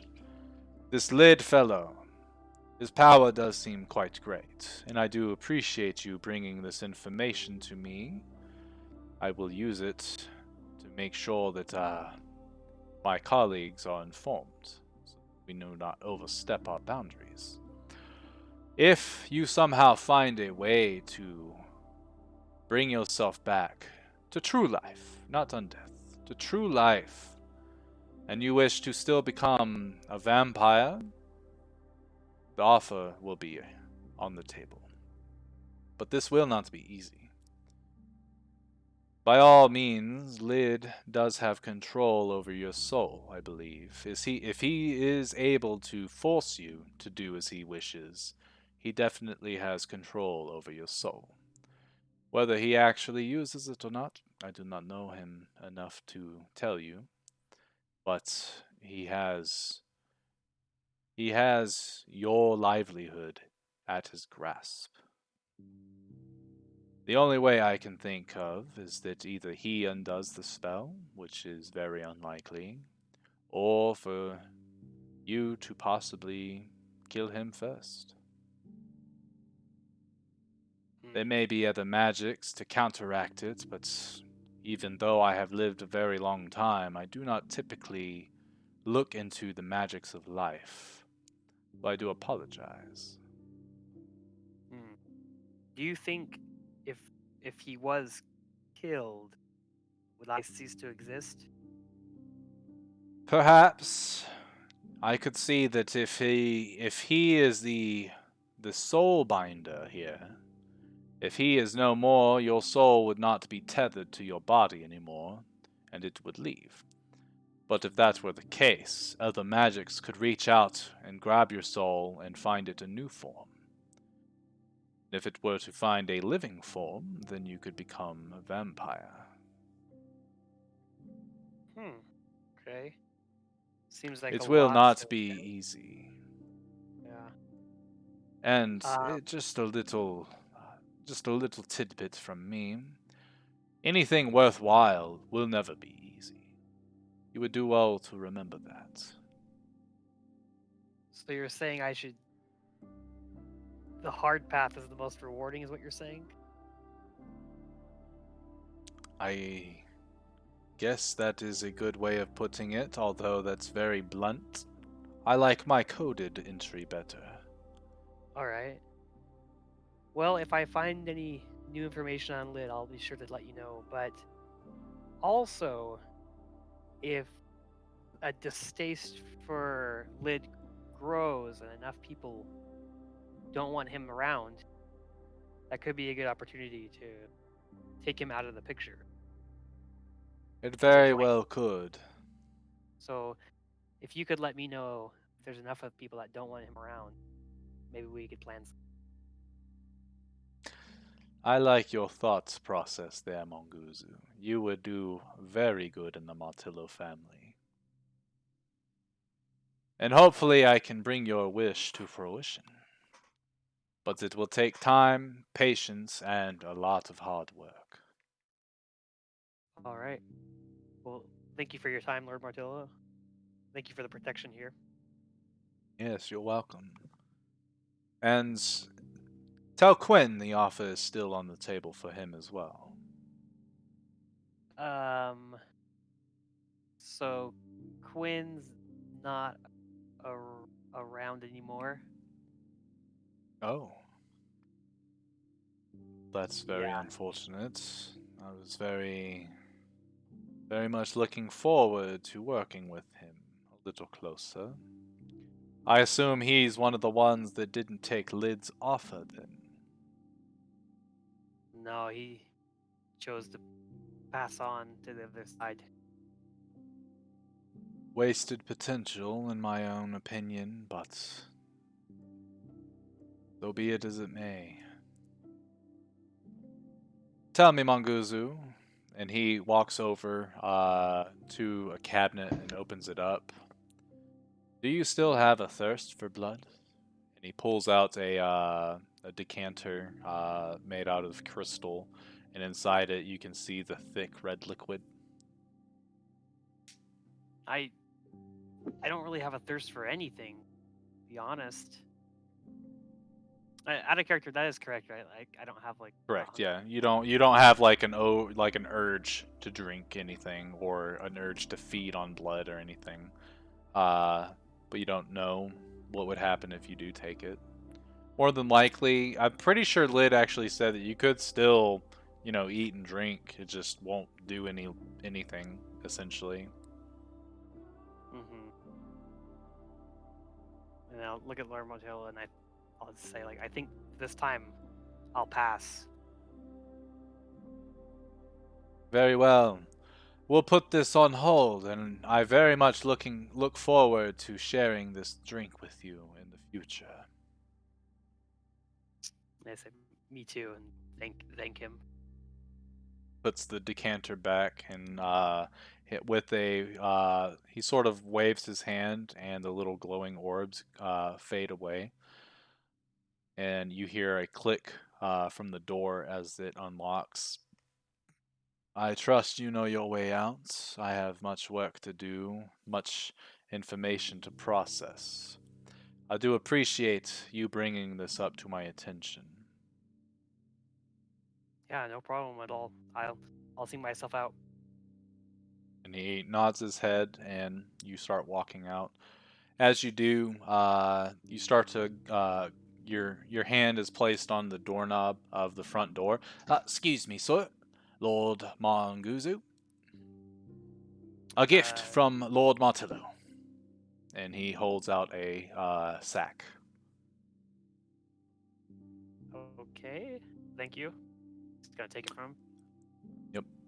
He's very appreciative of the information, and this should very well help to the... fuck, I had the word on the tip of my tongue. To prolonging the Martillo bloodline. Thank you. And we wish to work with you more closely in the future, should you ever need it. You have a wonderful night now. I'm locking up. Alright, thank you. Head He out. opens up the door and gestures for you to leave. And as you do so, he bows again. Thanks again, Monguzu. And he closes the door, and you can hear it lock. As you Okay. look in the sack, you see 50 platinum pieces. Ooh. Okay. I've added Nice. that to your sheet. Where's the nearest strip club? I'm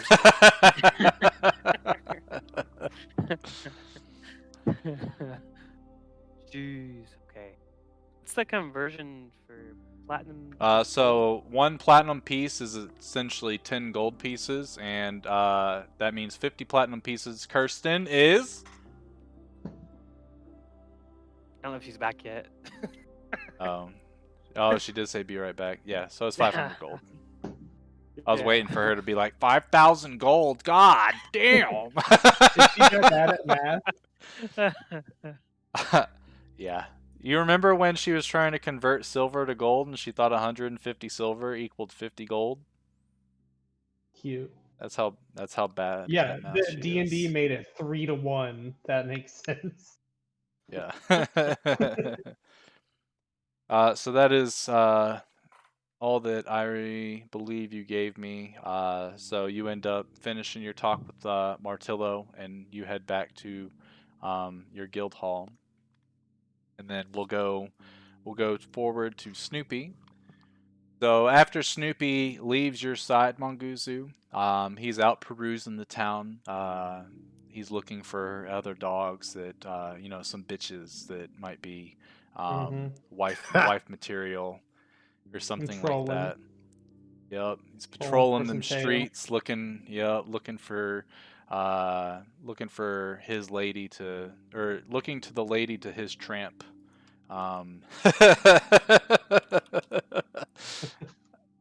As he's perusing one location, he ends up hearing a familiar voice call out, Oh, Snoopy! Is that you, Snoopy? And he sees a old friend that he had met at the black market auction, Elsbeth. Oh, Snoopy, it's so wonderful to see you. How have you been? And she bends down and starts to scratch you under the chin. Like I start to say not so good, but then she like starts scratching my chin and I'm like, so good. How you doing? Oh, I've been doing wonderful. But, oh, I'm so glad that I ran into you, actually. I'm in a bit of trouble. And perhaps maybe those talents you were telling me about at the auction you could put to use for me? I have gold, and I know how much you like gold. Heck yeah, I'll help you. What do you need? Oh, it's very simple, actually. Very simple indeed. There's a woman that lives within Gandahar proper. You could call her noble if you will, but she's from one of the lower families, so she's not very important. But what I need for you to do is, and she pulls out of her bag, she pulls out a mirror. She's like, this mirror allows those that look into it to capture their beauty, to view it at a later time.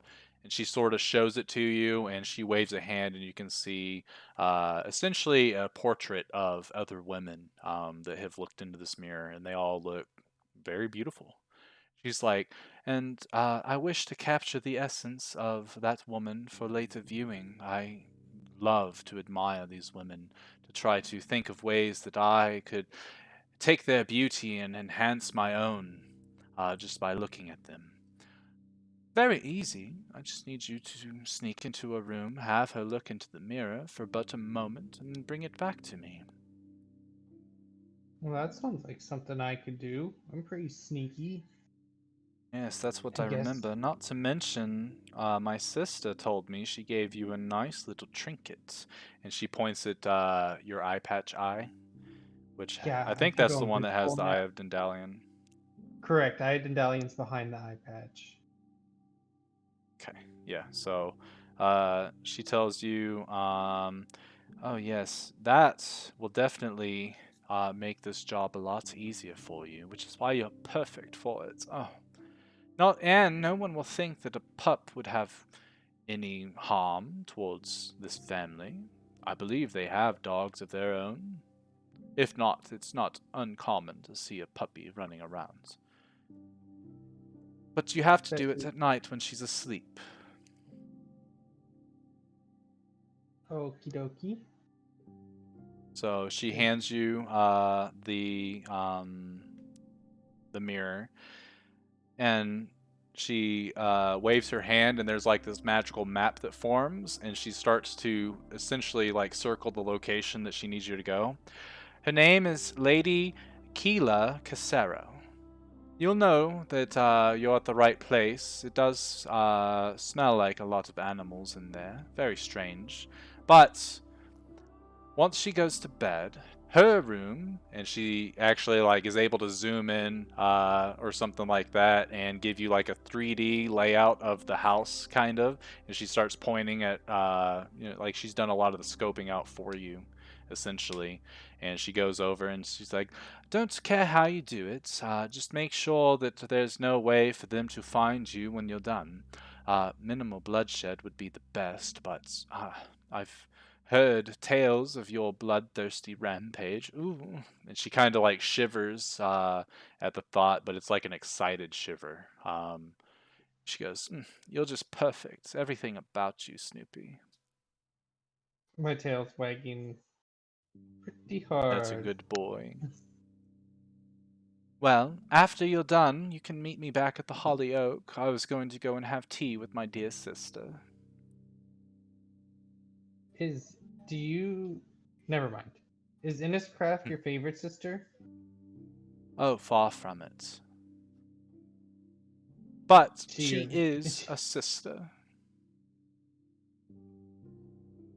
you mind putting in a good word for me?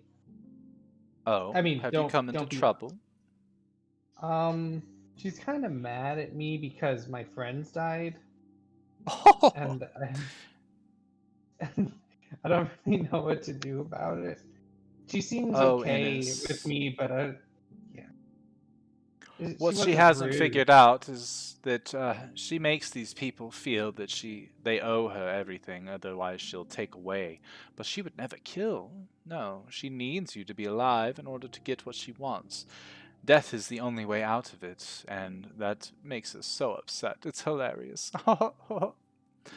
No, I won't. I will put in a good word for you. Don't worry. I don't think it will mean much. She thinks of me as a joke, but that's what beauty comes at a price. I think she's jealous. And she should be. Why, thank you, Snoopy. So yes, when you're done, meet me at the Holly Oak. I'll be there all night. Okay. They'll have your reward. She bends down and kisses you on the cheek. Bye, Snoopy. I was- uh,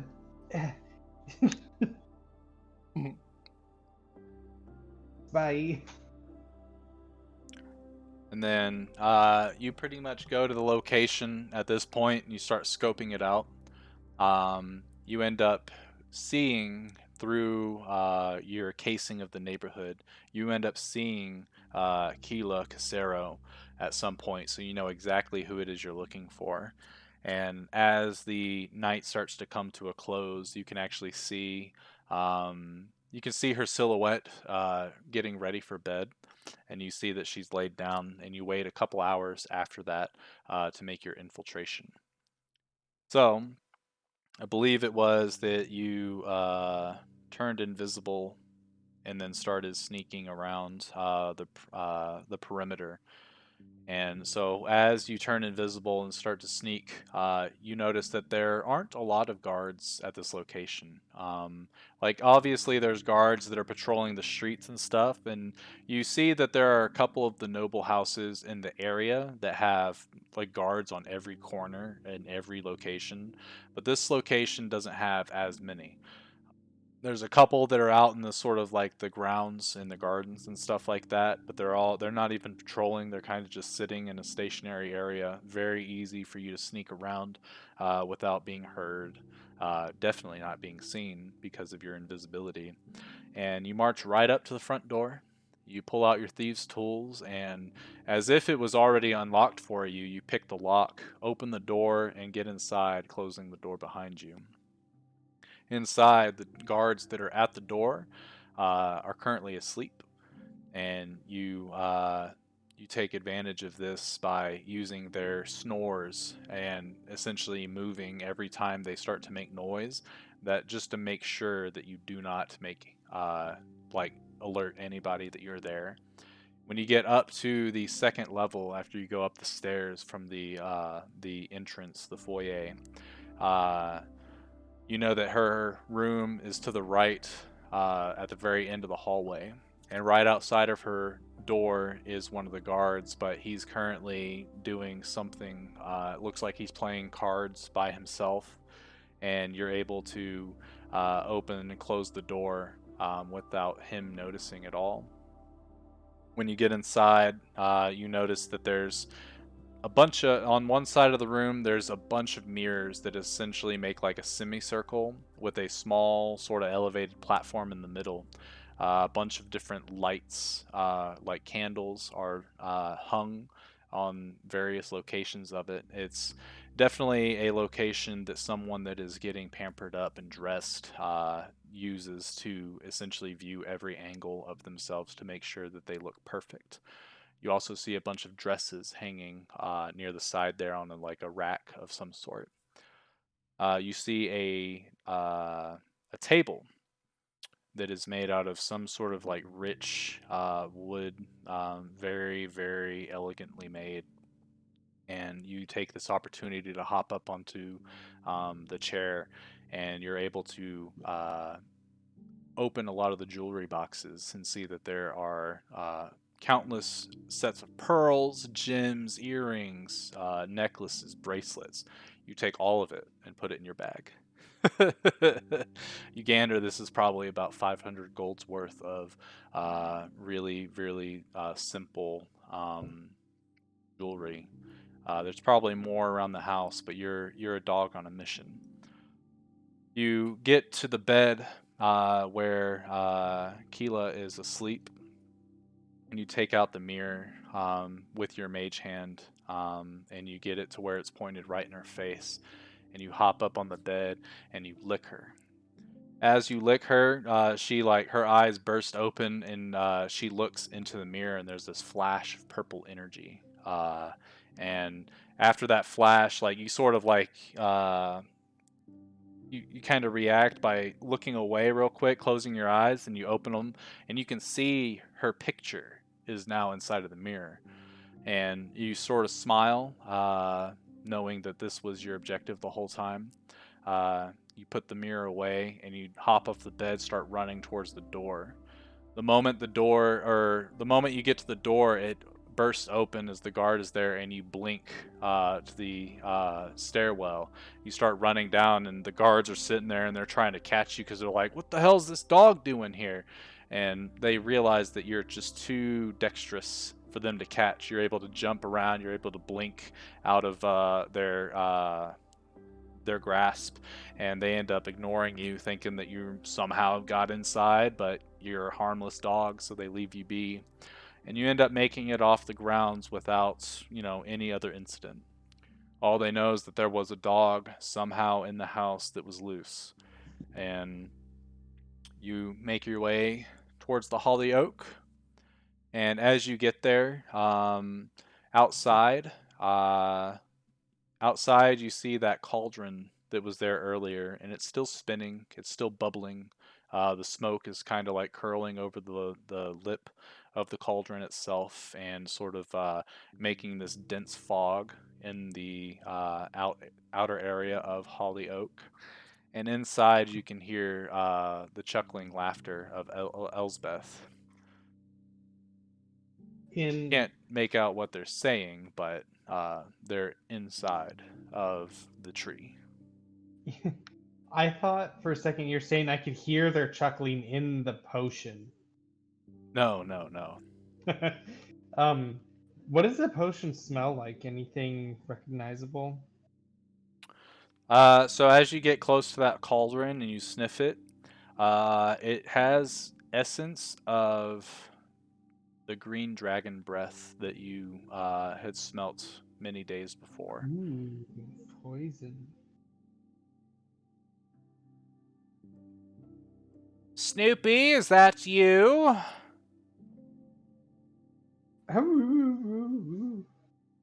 Oh, perfect. He's made it back, and in one piece. Yes, he has. The door opens, and you watch Elsbeth and Inniscraft walk outside to greet you. Well, Snoopy, my sister here was giving you much praise. I decided to take a look as to what you were doing for her, and I must say that I am quite pleased at your progress. I see now why you are the only survivor out of your group of friends. It seems that you're the only useful one. Snoopy's tail is kind of confused. He doesn't really know how to take that because his friends died a couple hours It's a ago. compliment. Thank you for your I'll tell you compliment. this. I believe that if you need work to be done, or if I need work to be done, you're one to go to. You seem to enjoy gold and other items of enchanted variety. Does this interest you? Oh yes. I will love not to have you owe gold. me tasks, though. I can tell. And she kind of glares at Elsbeth that wasn't very much appreciated.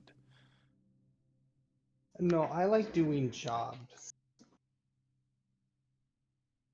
Very well. I'll keep you in mind, especially if I need someone with your abilities. And I can say that eye that I gave you has definitely come in handy. Oh yes. Very much so. Well, sister, it was very charming to see you, and as she smiles, it goes quickly to a frown. But you're no longer welcome here for the night. I have much to do in the morning, and I cannot have you distracting me. Go get what you need from Snoopy and then be gone! Hey, Elsbeth Innes. chuckles. Yes. What potion are you brewing out there? It looks pretty cool. Oh, that's a snack for Mythos. Oh. You see, Mythos hasn't gotten to the point to where where she's strong enough to use her breath to kill her food. So that is an easier way to degrade what it is that she's trying to consume. With it should allow her to grow a little bigger and stronger and a lot faster than a normal dragon whelp. Dang, you're so lucky. I wish I had a dragon friend. If you're... And she holds up a hand. Never mind. Excuse me? Have a wonderful night, Snoopy. Whoa, Elsbeth. What were you saying? Nothing that concerns you anymore. It's a private thought. Oh, are you sure? I'm just a little dog. You can bounce ideas off of me. She glares at you. I'm certain. Good night to you both. Okay. And as she walks away, she walks into the room, and she stands in the middle of the room, and her door slams, and you can see the lights go out in the windows. And Elsbeth starts to chuckle. Huh, Innes hasn't changed a bit. She's never liked my company. I don't know Did if she's you- liked anybody's. That is a fair assessment, Snoopy.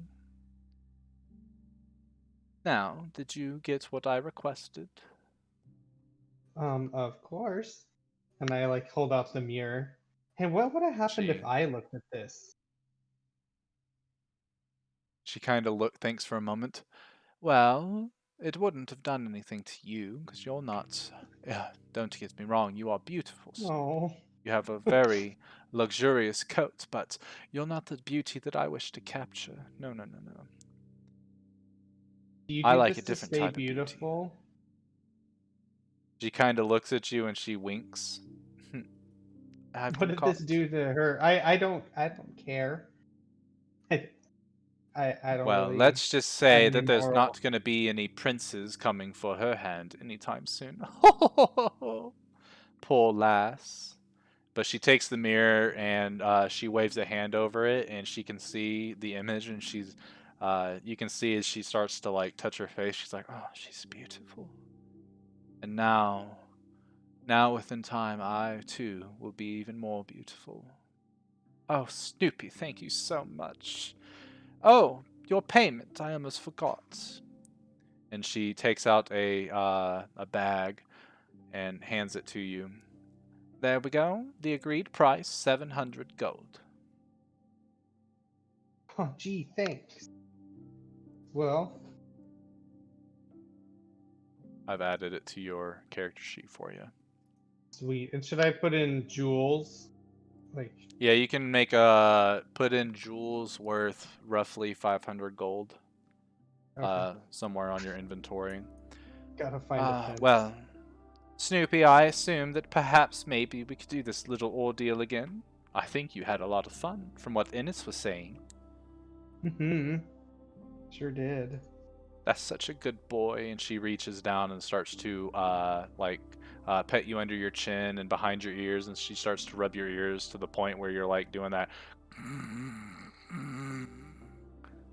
Like that thing leaning Splinter into Splinter it. does. Yeah, exactly. Splinter does that shit. He stops breathing for a second. It's hilarious. Oh, what a good boy. Oh, I love you, Snoopy. And she kisses you on the forehead, leaving a lipstick mark. You don't see the lipstick there, but it is there. Well, I Good have for things to do. And if I ever need your help, I'll be looking for you. Okay. Love you. Oh.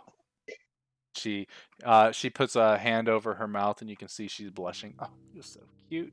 Oh, I could die. So I And just kind of waddle off. okay. So you waddle back to the guild hall, And you are the last one to arrive.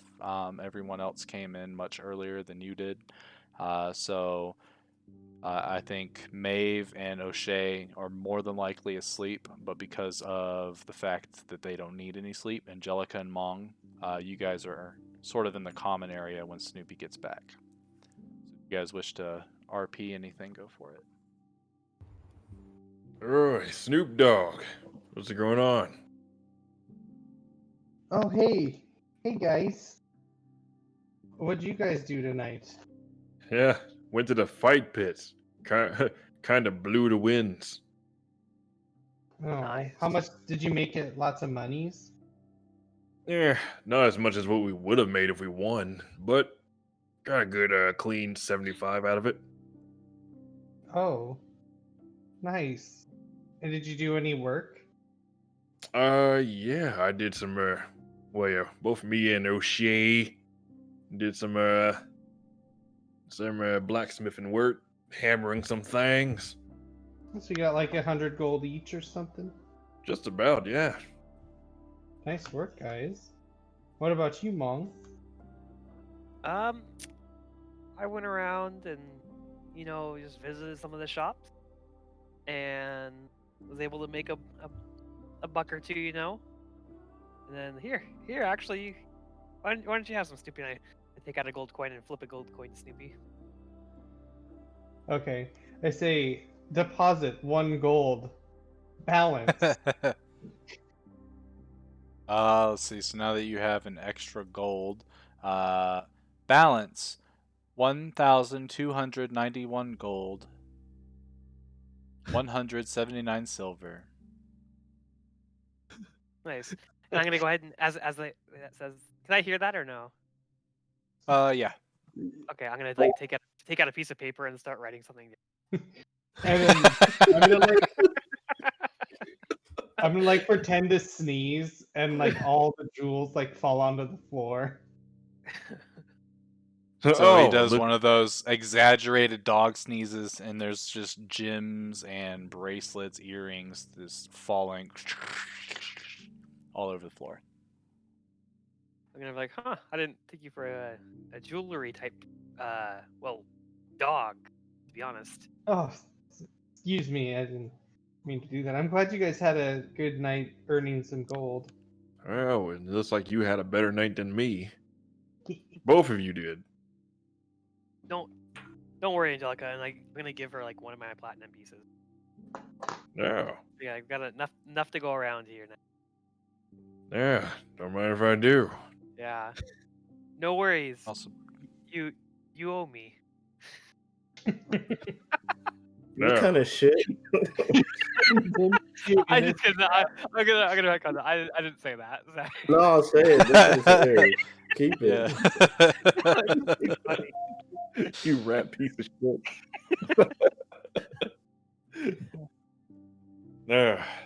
Hey. Who owes anybody anything? And we know we're both dead, so I could just proof at any moment's notice, and you wouldn't get that money back. Exactly. Let's make an agreement, okay? If either of us poofs at any moment, we're gonna leave our coin pouch on the ground before we die, okay? Oh, you know what? That actually sounds fun. I give him a handshake. All right. For once, I actually agree with you. All right. Yeah, But we just so- have to realize sometimes that there's things more important in life than money. Okay, guys? yeah, you only live twice. True. Hey, Snoopy, what did you end up doing anyway? I did a little job. A job? What kind of job? I just made this person look in a mirror, that's all. Made some person look in the mirror. A little infiltration and break and entering, grab Oh, so some Snoopy stuff. It's yeah, some sneaky stuff. Yeah, interesting. Well, I wish we won that battle. Hell, yeah, Maeve lost some money because we lost. I think we're okay for a little bit. Oh yeah. Well, I mean, on one end, I mean, it wasn't too bad. Oh yeah. So Snoopy, you're still trying to do that thing tomorrow? Oh, the heist. Yeah, the heist. Yeah, that sounds fun. All right. Since we don't have the Who's that original, for? Hmm. Who's wanting us to do that? Is that Joker? Yeah. Yeah, the Smiles. Mr. Smiles wants us to do that. Oh, I just remembered. What's her name? The spider bitch. Silk. Who's She likes Silk? gems. Oh, am I the only one that knows Silk now? Yep. Sad day. That's correct. Well, anyways, do you remember that super cool net I had made of silk? Oh yeah. I got that from this spider chick, and she likes gems a lot, and I found all these gems, so maybe she would give us some more for these gems. I would Or like to does meet anybody her. want any of this jewelry, or should we just fence it to Joker? I mean, money is money. So, I mean, if you have someone who can fashion up some fancy ropes and then whatnot, I think it would be good to like fish her a couple of those. I don't disagree. Maybe we can go check that out tomorrow too. See Of what she course. has. Just so you're Okay. aware, Joe, I believe it was she would give you guys gems if you got her moths. If I remember correctly, how I planned I her thought little she was side gig. obsessed. I thought she was obsessed with gems because I gave her one. And then Yeah, I she thought. won, just like Yeah, Saberwolf gave her one. And so yeah, I on. thought she was Maybe it is obsessed with that. She I'll also I'll look wanted them back on all. my notes, but yeah, she did want the moths. I'll look back on it, but yeah, that should be fine All right, regardless. let's go to Silk right now. I mean, everybody's asleep. I mean, screw it. We ain't got anything else to do. All right, and that's where we'll call today's session.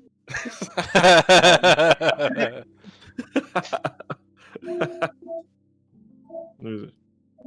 So yeah, we have more money than we know what to do with. We should guys, here's an idea. Screw everything. Let's buy some land Okay. and learn how to farm. All right. I'd rather And not then do that's that. what we do for the next 3 years. Yeah, And that's what Snoopy, this campaign is now. as I as ha- c- as cool as that sounds, I literally just left from a farm to go adventure. I'd rather not do that again. Yeah. Okay. And I feel like as soon as we get the farm like set up and we're comfortable, then miraculously Lid's going to come along and request a favor from me. And also Angelica. You're Yep. not wrong. And plus, my family lives on the farm, and I grew up on the farm all my life. I'd rather not do that again. Hey, so here's something we should really talk about.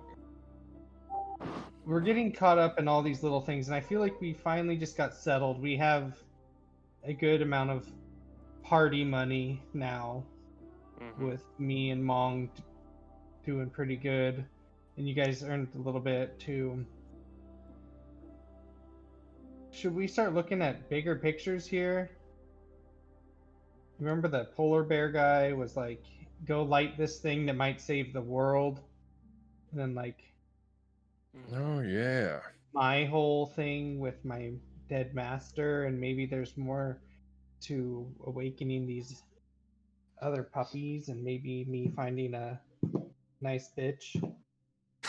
Mm, Well, All you're right. not wrong. Ray, what time is it right now? It's like 2 in the morning. Okay, well, never mind. Is it not? Is it not 12:32 p.m.?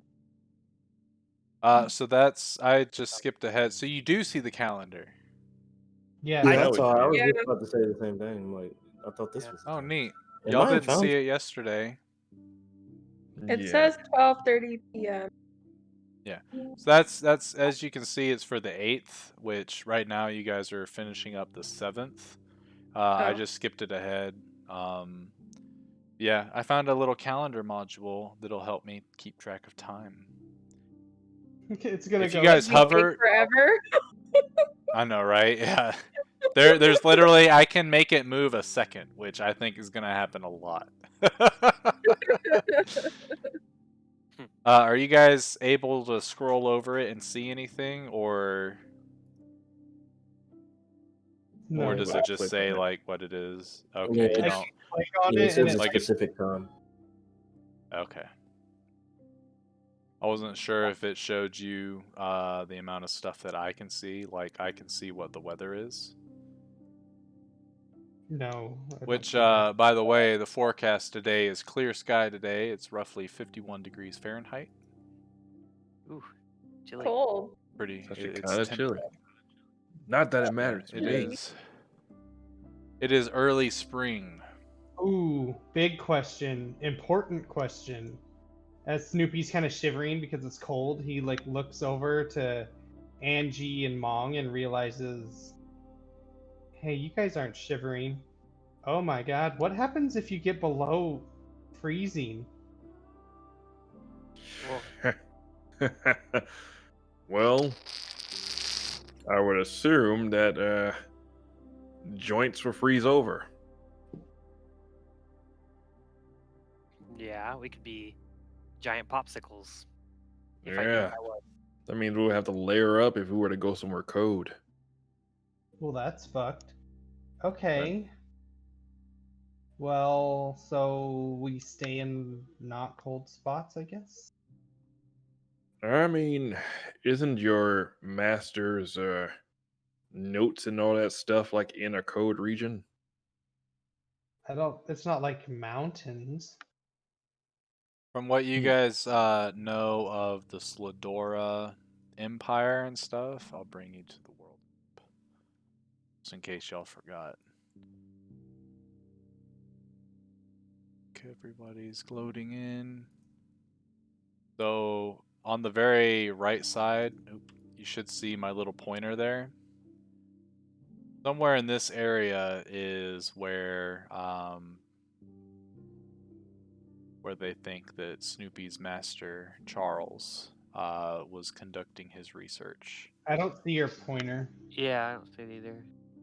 Oh, you don't? You don't see my measuring thing at all? No.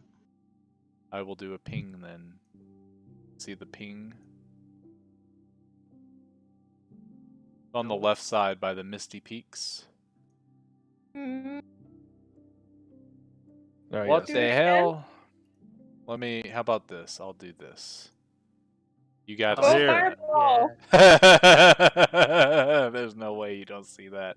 Demon Lord. Oh, Demon So Lords somewhere everywhere. in this, somewhere in this red area is where they anticipate the location to be, just based off of what they saw, and like their scry attempts and things like that.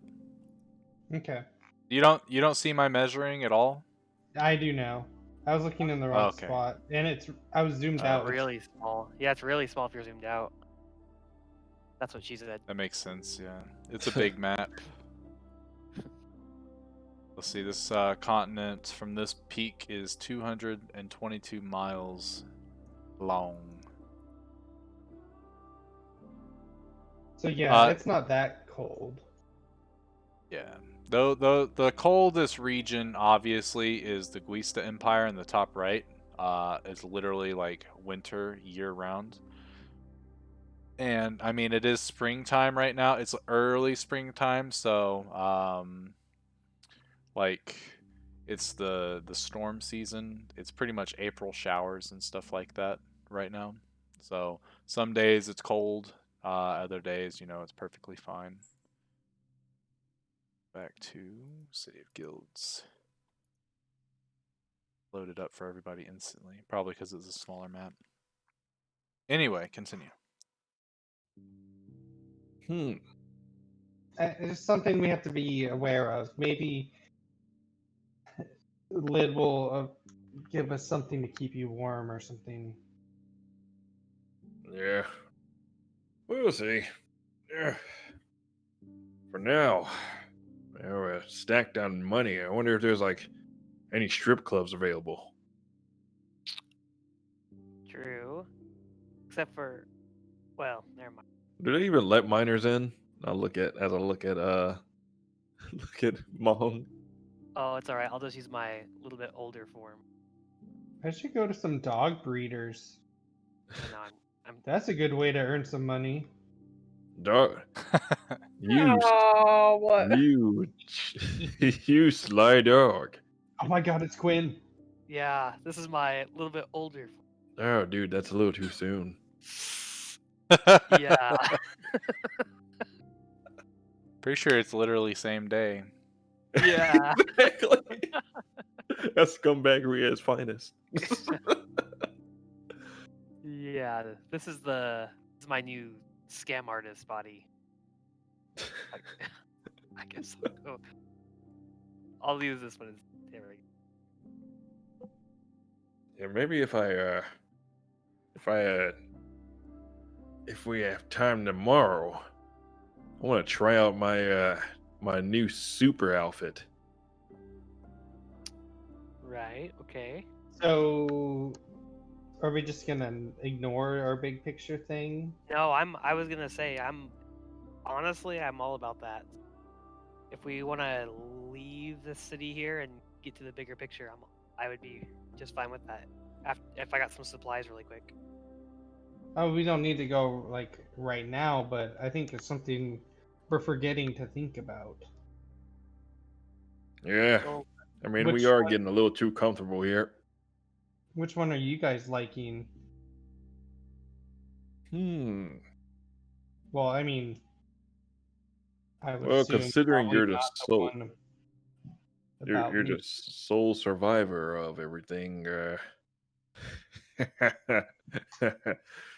Yeah, I feel like we will definitely eventually have to help you out with your whole master situation.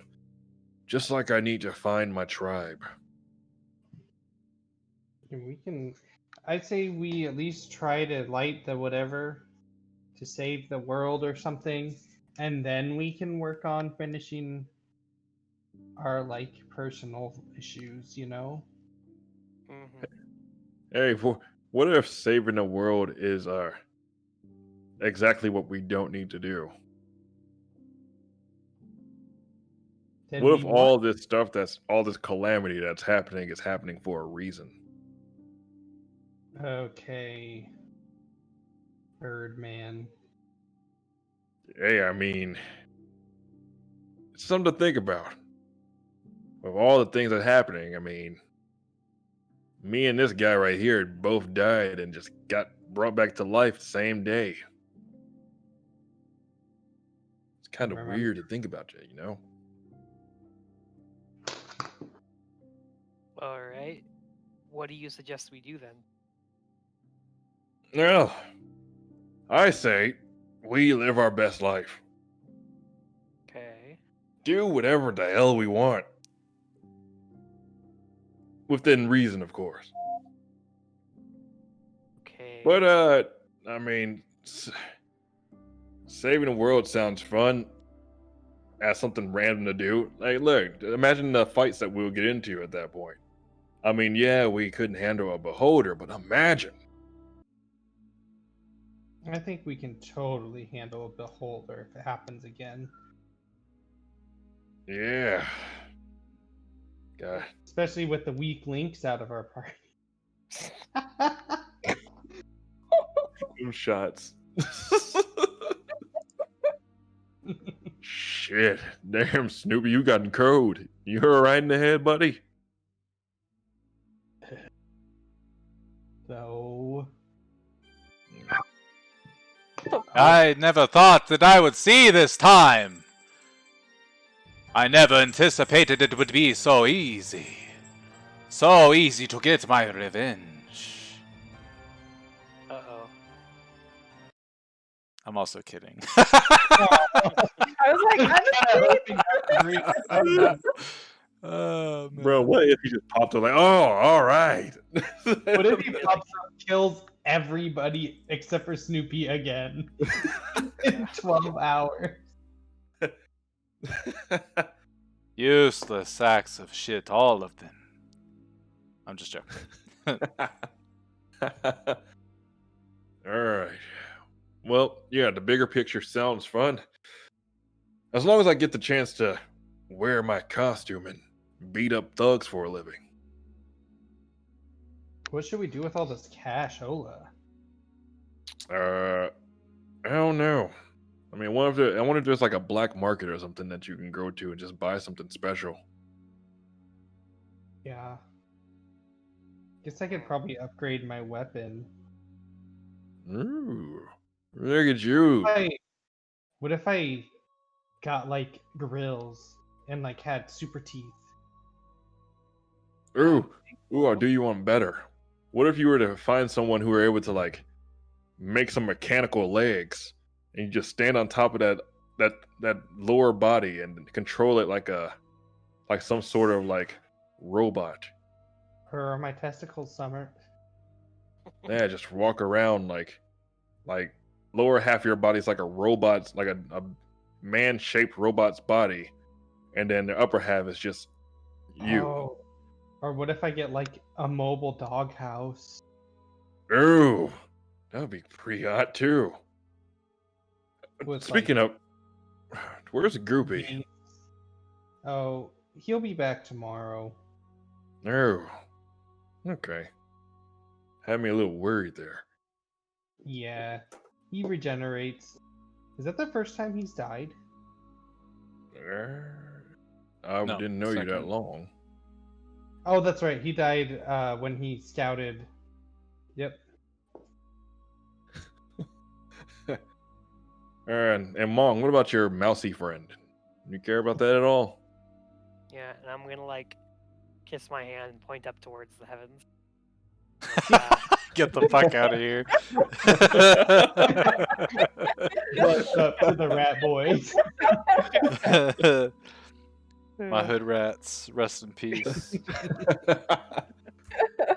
I just like doing hood rat shit with my friends. Smoking Yeah. cigarettes. It's just a shame, you know. He was so young. He had so many years in front of him, but there will be other mice. I wonder at this state, would drugs affect us at all? You know, I don't think so. We could try. Yeah. Good. I'm down with it. Yeah. Do you mind spotting me though? I don't have much cash since I gave you it all. Get the hell out of here. I can smell the stench of rich on you. Snoopy sniffs. He's like, I literally can. Yeah. I do want to try my hand at that fight pit again eventually. With all of us this time. Yeah, I think it would be cool if we did like, remember Corgus like sets up fights, not like versus people, but like versus beasts and different monsters. That's what I'm saying. Just get all five or six if you count Maeve's crow. Well, yeah. And then We it's just like fight one of those just things one like large creature. we're fighting these things and risking our lives when we could be making a difference. Yeah. God We're just damn it. dying again. I mean, man, we're gonna make it sound like that. Like what? Can't I just have a little fun beating the brakes off someone? You can beat the shit out of anyone, I suppose. Just saying You're right. We move too fast. Well, I guess we gotta think this over. You need some rest. Well, I mean, obviously, the two of us can't sleep. Yeah, So, but you're beat up pretty bad. I'm gonna hit it. yeah, I'll be okay.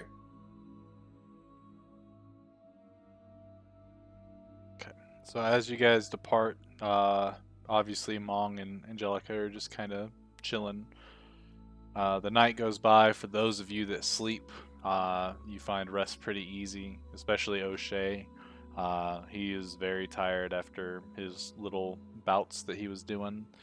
Angelica and Mong kind of just chill. They talk a little bit here and there, but ultimately just kind of deal with their own, their own inner demons about their new life. I know, right? The next day comes, and you guys spend a little extra time just kind of chilling out. Breakfast is made by somebody.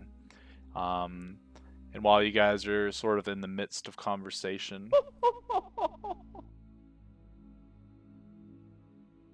why, hello. Well, I was waiting for this day. I can't wait to see what you all have come up with. Have you accepted my deal? Oh, Who's this? new folks. Again? What happened to Quinn and Tamsin? And Vicovol's back? I Yep. thought you died. No, I was just. I'm a just little kidding. bit- I saw you transform Monguzu. I'm gonna go ahead and just go back to my child form. What a wonderful talent. They So, died introduce yesterday. me. Who are these new comrades? This is Birdman, and her name is Raven. Ooh. Or Maeve, actually. It's Raven. Maeve is Hey. just a deter. Maze. Very interesting. Pleasure to meet both of you. I'm Joker. And he holds out a hand.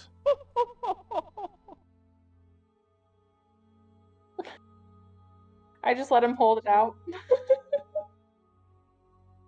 Rude. I don't know who you are. Hey. That's why I I look toward the introduced rest of them. myself. That's called meeting someone. I look towards the rest of them and just ask, "Is this another one of your friends?" Oh, that yeah. you know about? He's a quite Probably our charming best guy. friend. He's the only one that hasn't betrayed or killed us. True. You can trust him, Maeve. Trust me. You can trust him. Trust me. Okay. I'll go Yes, to shake trust it. those that you've just met. And he shakes your hand. Usually you come out on top that way. That's what she said. Well, I will bring you up to speed. For you two new folks, I offered the party a nice bit of gold if they were to help my benefactor in a little task. Later tonight, there's going to be an auction, or not an auction, a gallery opening for a very private event. Very select few of the nobility of the City of Guilds will be gathering to see some priceless paintings from very ancient times. And unfortunately for them, my benefactor was not invited, and he's not very happy. So, it's very simple. You're to get in there, steal the paintings, cause a bit of mayhem, and bring them back to me. I'll award each and every one of you a very, very hefty amount of gold. And anything else that you steal while you're in there is all yours. Do you have a way for us to get in? Or Well, no? no, this is also somewhat of a, You do your thing. I provide you a few of the tools. You do the work. And as long as it doesn't come back onto my benefactor, we should be perfectly fine. And the fact that you don't even know who my benefactor is, I don't see that being a problem.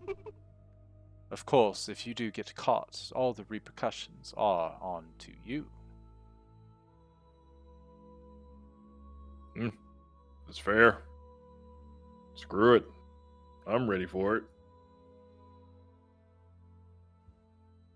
This will take quite a bit of thought, I think, and you do have most of the day before the heist needs to be done. The gallery opens at 8, and from what I have been able to gather, the final check of the paintings is going to happen around 6:30. The folks will start to gather around 7:30 or so, and that, in between that time of 6:30 and 7:30, is when you need to strike. I do not know much of the layout, but I hope that perhaps you have the tools at your disposal, and you see him glance over at Snoopy. But I know you're all capable. I have no ill thoughts of this task going upside down or sideways. I fully confident that you'll handle this with vigor.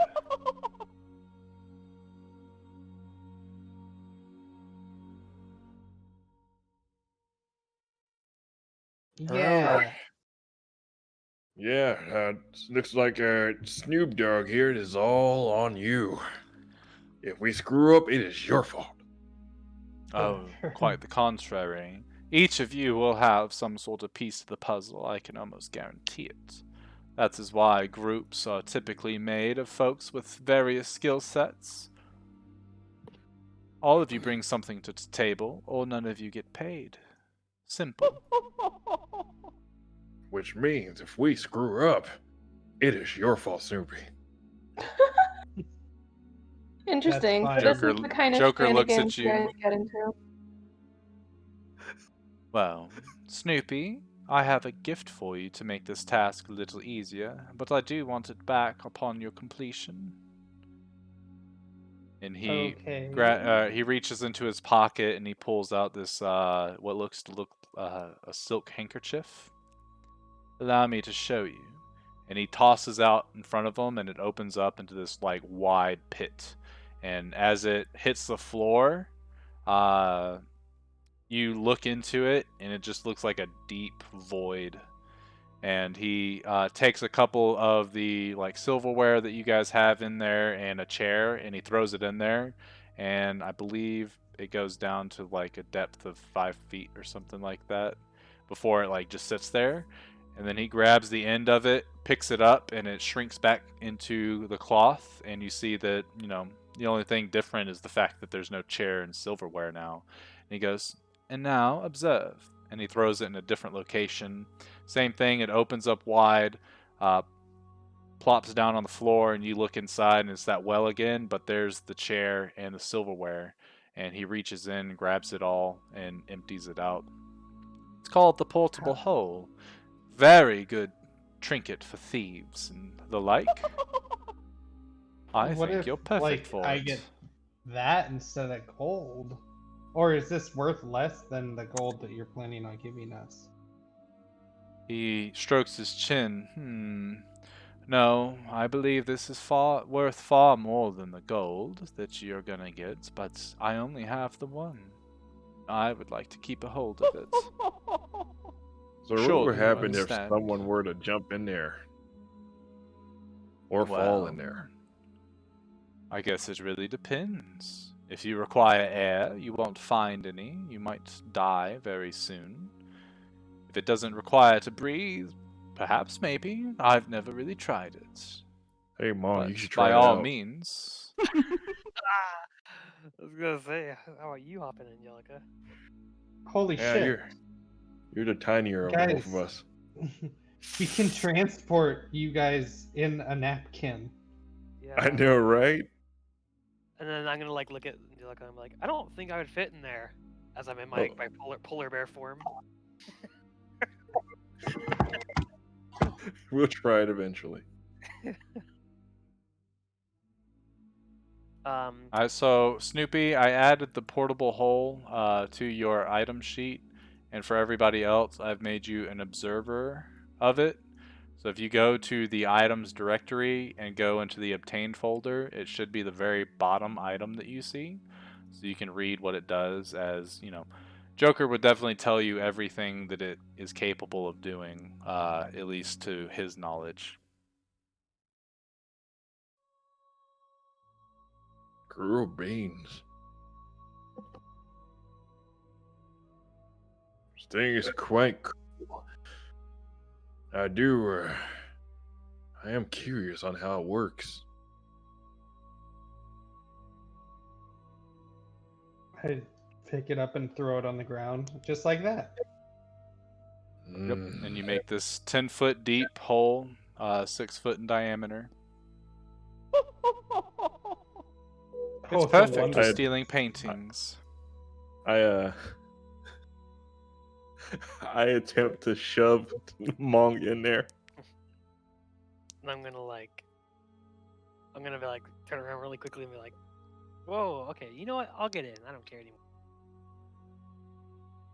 And then I Okay, have so Angelica goes to push him, and Mong catches himself and is like, you know what, fuck it, and just jumps in. I pick up the handkerchief. Oh God. Mong, as you're in there, like it's 10 feet down and 6 feet wide, and you're kind of just walking around. And you're like, okay, all right, guys, there's nothing happening. And you see Snoopy with his mage hand grab the side, and as he lifts it up, it's almost as if somebody like just shut off the sun, and now you're just in this black void. There's nothing there.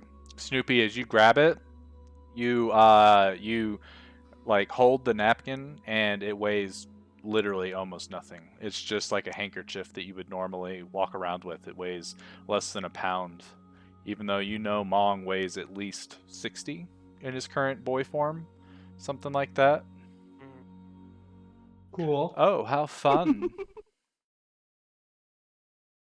All right, time for you to make a character sheet as I pull out a lighter.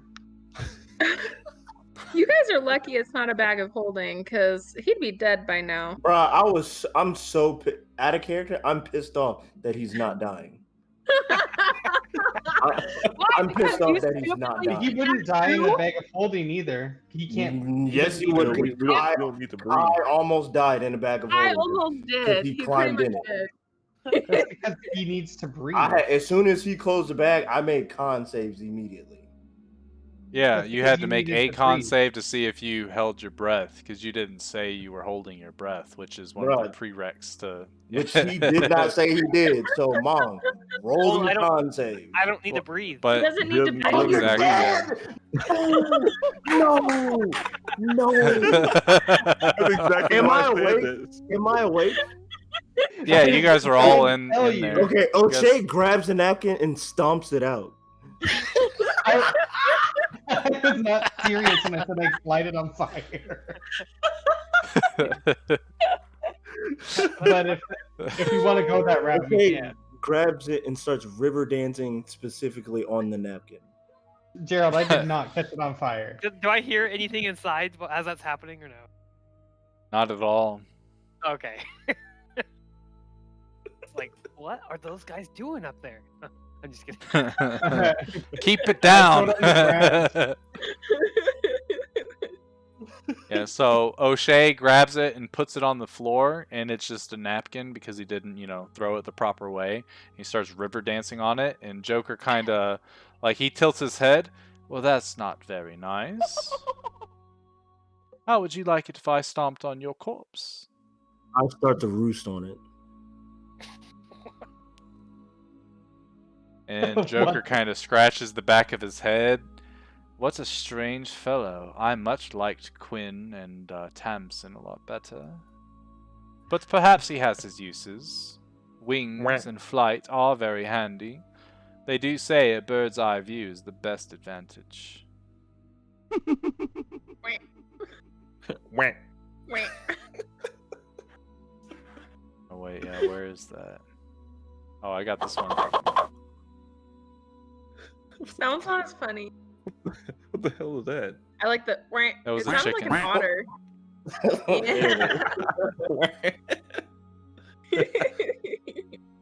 otter. Joker walks up to O'Shea, and he sort of bends down and places a hand on the napkin. If you would, please.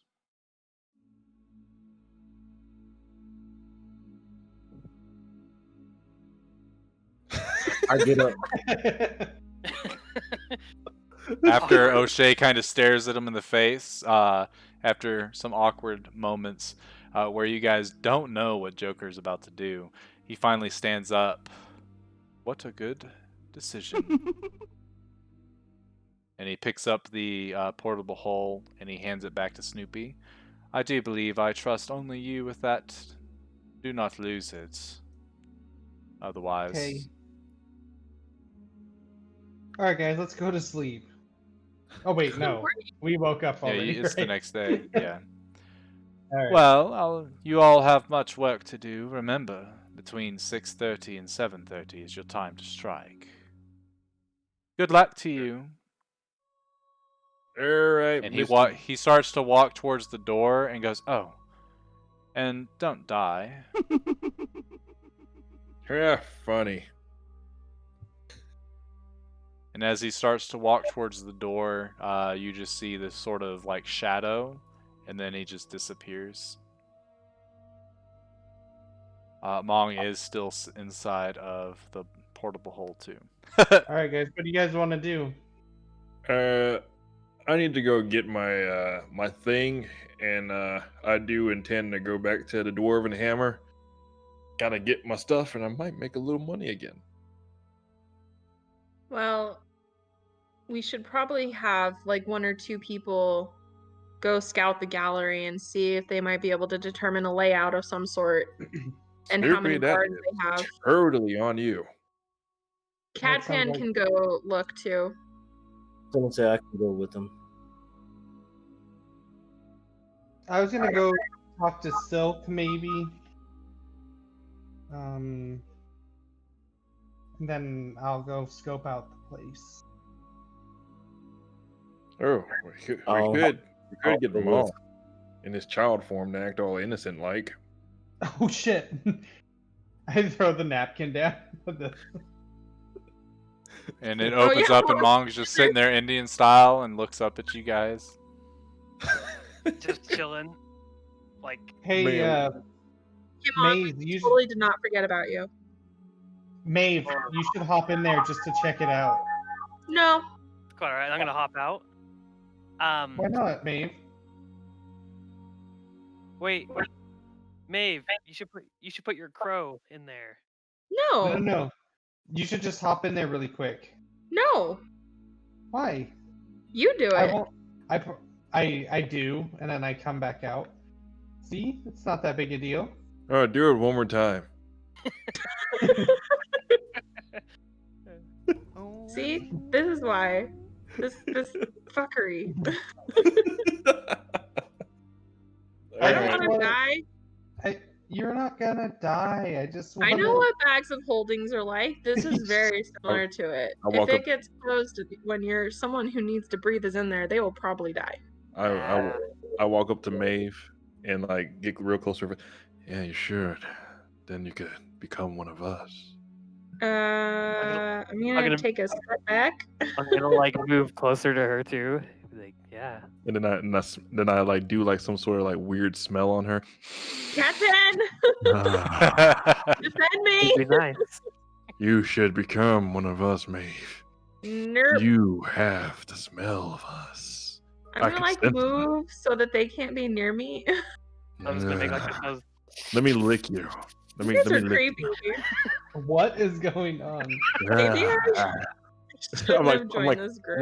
I'm like flickering my tongue. Ah. Maybe my goddesses were wrong. Lick, lick, lick. You niggas are weird. You know what they Birdman, say, protect me. once you go in dead, you yeah. You- something- you never yeah. give up to Yeah. give head. Well, I'm These are done. creepy. O'Shea, like, just get Snoopy. Where's the thing at? Where do I need to go? I don't know. Where's the gallery? Okay, You do so know let me- that the location that you need to go to is in Gandahar proper, and it is the house of a Rosine. I think it's Rosine. Yeah, Rosine Willowward. So this is That's where within the city, gallery though. is? Correct. Okay. I'll tell you what things I think could be helpful for us to get in there. Like, obviously this little black void thing is super good, but also I could transform into anybody that I mean, if we go to the place we meet like a higher up there, we could kidnap him, kill him, and I could be him to get us in. And then also, Snoopy, I could make you invisible. I don't know if that interests you. I mean, do you have to kill them in order to become them? Because it might be better to I could keep just them knock him alive out. so that they get blamed for it. Yeah, I could knock him out and So you you take can his form then. transform, but can you like take their abilities as well? No, not Or, their like- ability. No, I'm still me, but I'm in every way you look at me. I'm them. Transform into me. Into the that's why. Actually, I was curious about this. I've never Transform Birdman. into me. All right, I'm gonna go ahead and transform. I don't have- Take your clothes off first and then do it. Okay. I'm gonna be like, turn around then. Turn around. I'm gonna go ahead and transform to him. I don't have your token, so show it, but I am formed. I guess you're not a beast, right? Like I need to ask Brady how the character. They're all humanoids, Okay, so I can be him. except for Snoopy. Snoopy's the only one you can't because he is a beast. But okay, so when I'm him, That's right. I'm a goddamn beast. am I basically I'm a chicken at this point? Like can I fly or no? I don't believe that you take That's on any of good. their special traits or anything like that. You just I take don't, on their attributes, yeah. So you cannot fly. But I You have wings, but you can't use them. So I'm a chicken. Okay. A 6-foot chicken. Yeah. I'm gonna like move the wings on my back. Be like, I don't know how these things work. So you're like a giant flamingo then. I could teach you. Could you now? Yeah, I could. You should let him teach you. Monk, I think you need this. Is she okay? This is why I said what I said earlier. I'm gonna like start walking around the room and like kind of flapping my wings a little bit and like scratching around like a chicken. Like every now and then I'll reach down and peck at the ground. Like, is this how you do it? Is this flying or what? It looks right. That looks correct. And is that right, O'Shea?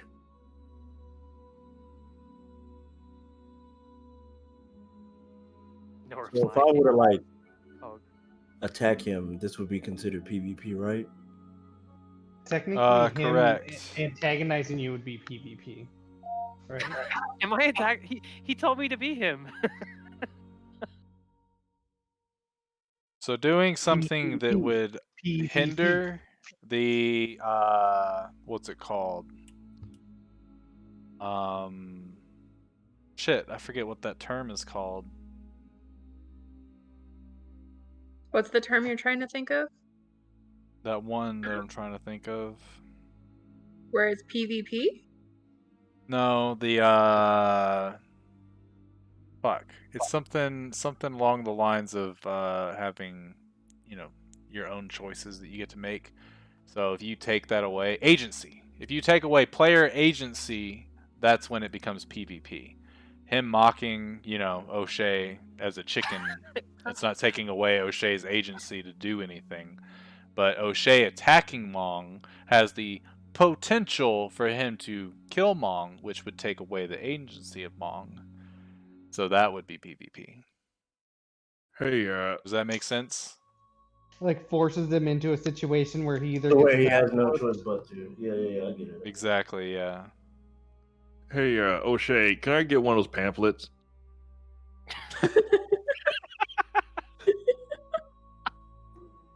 Wait, you're actually gonna read it?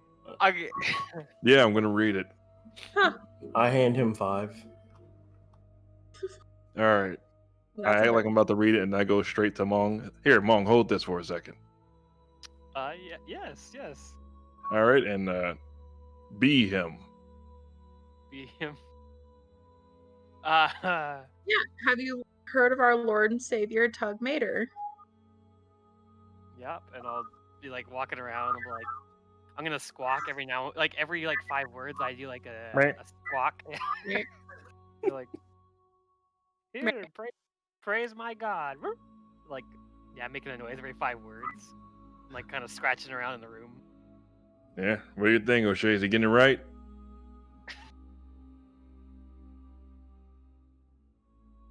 Where's the location? So I know where the location of the thing is, right?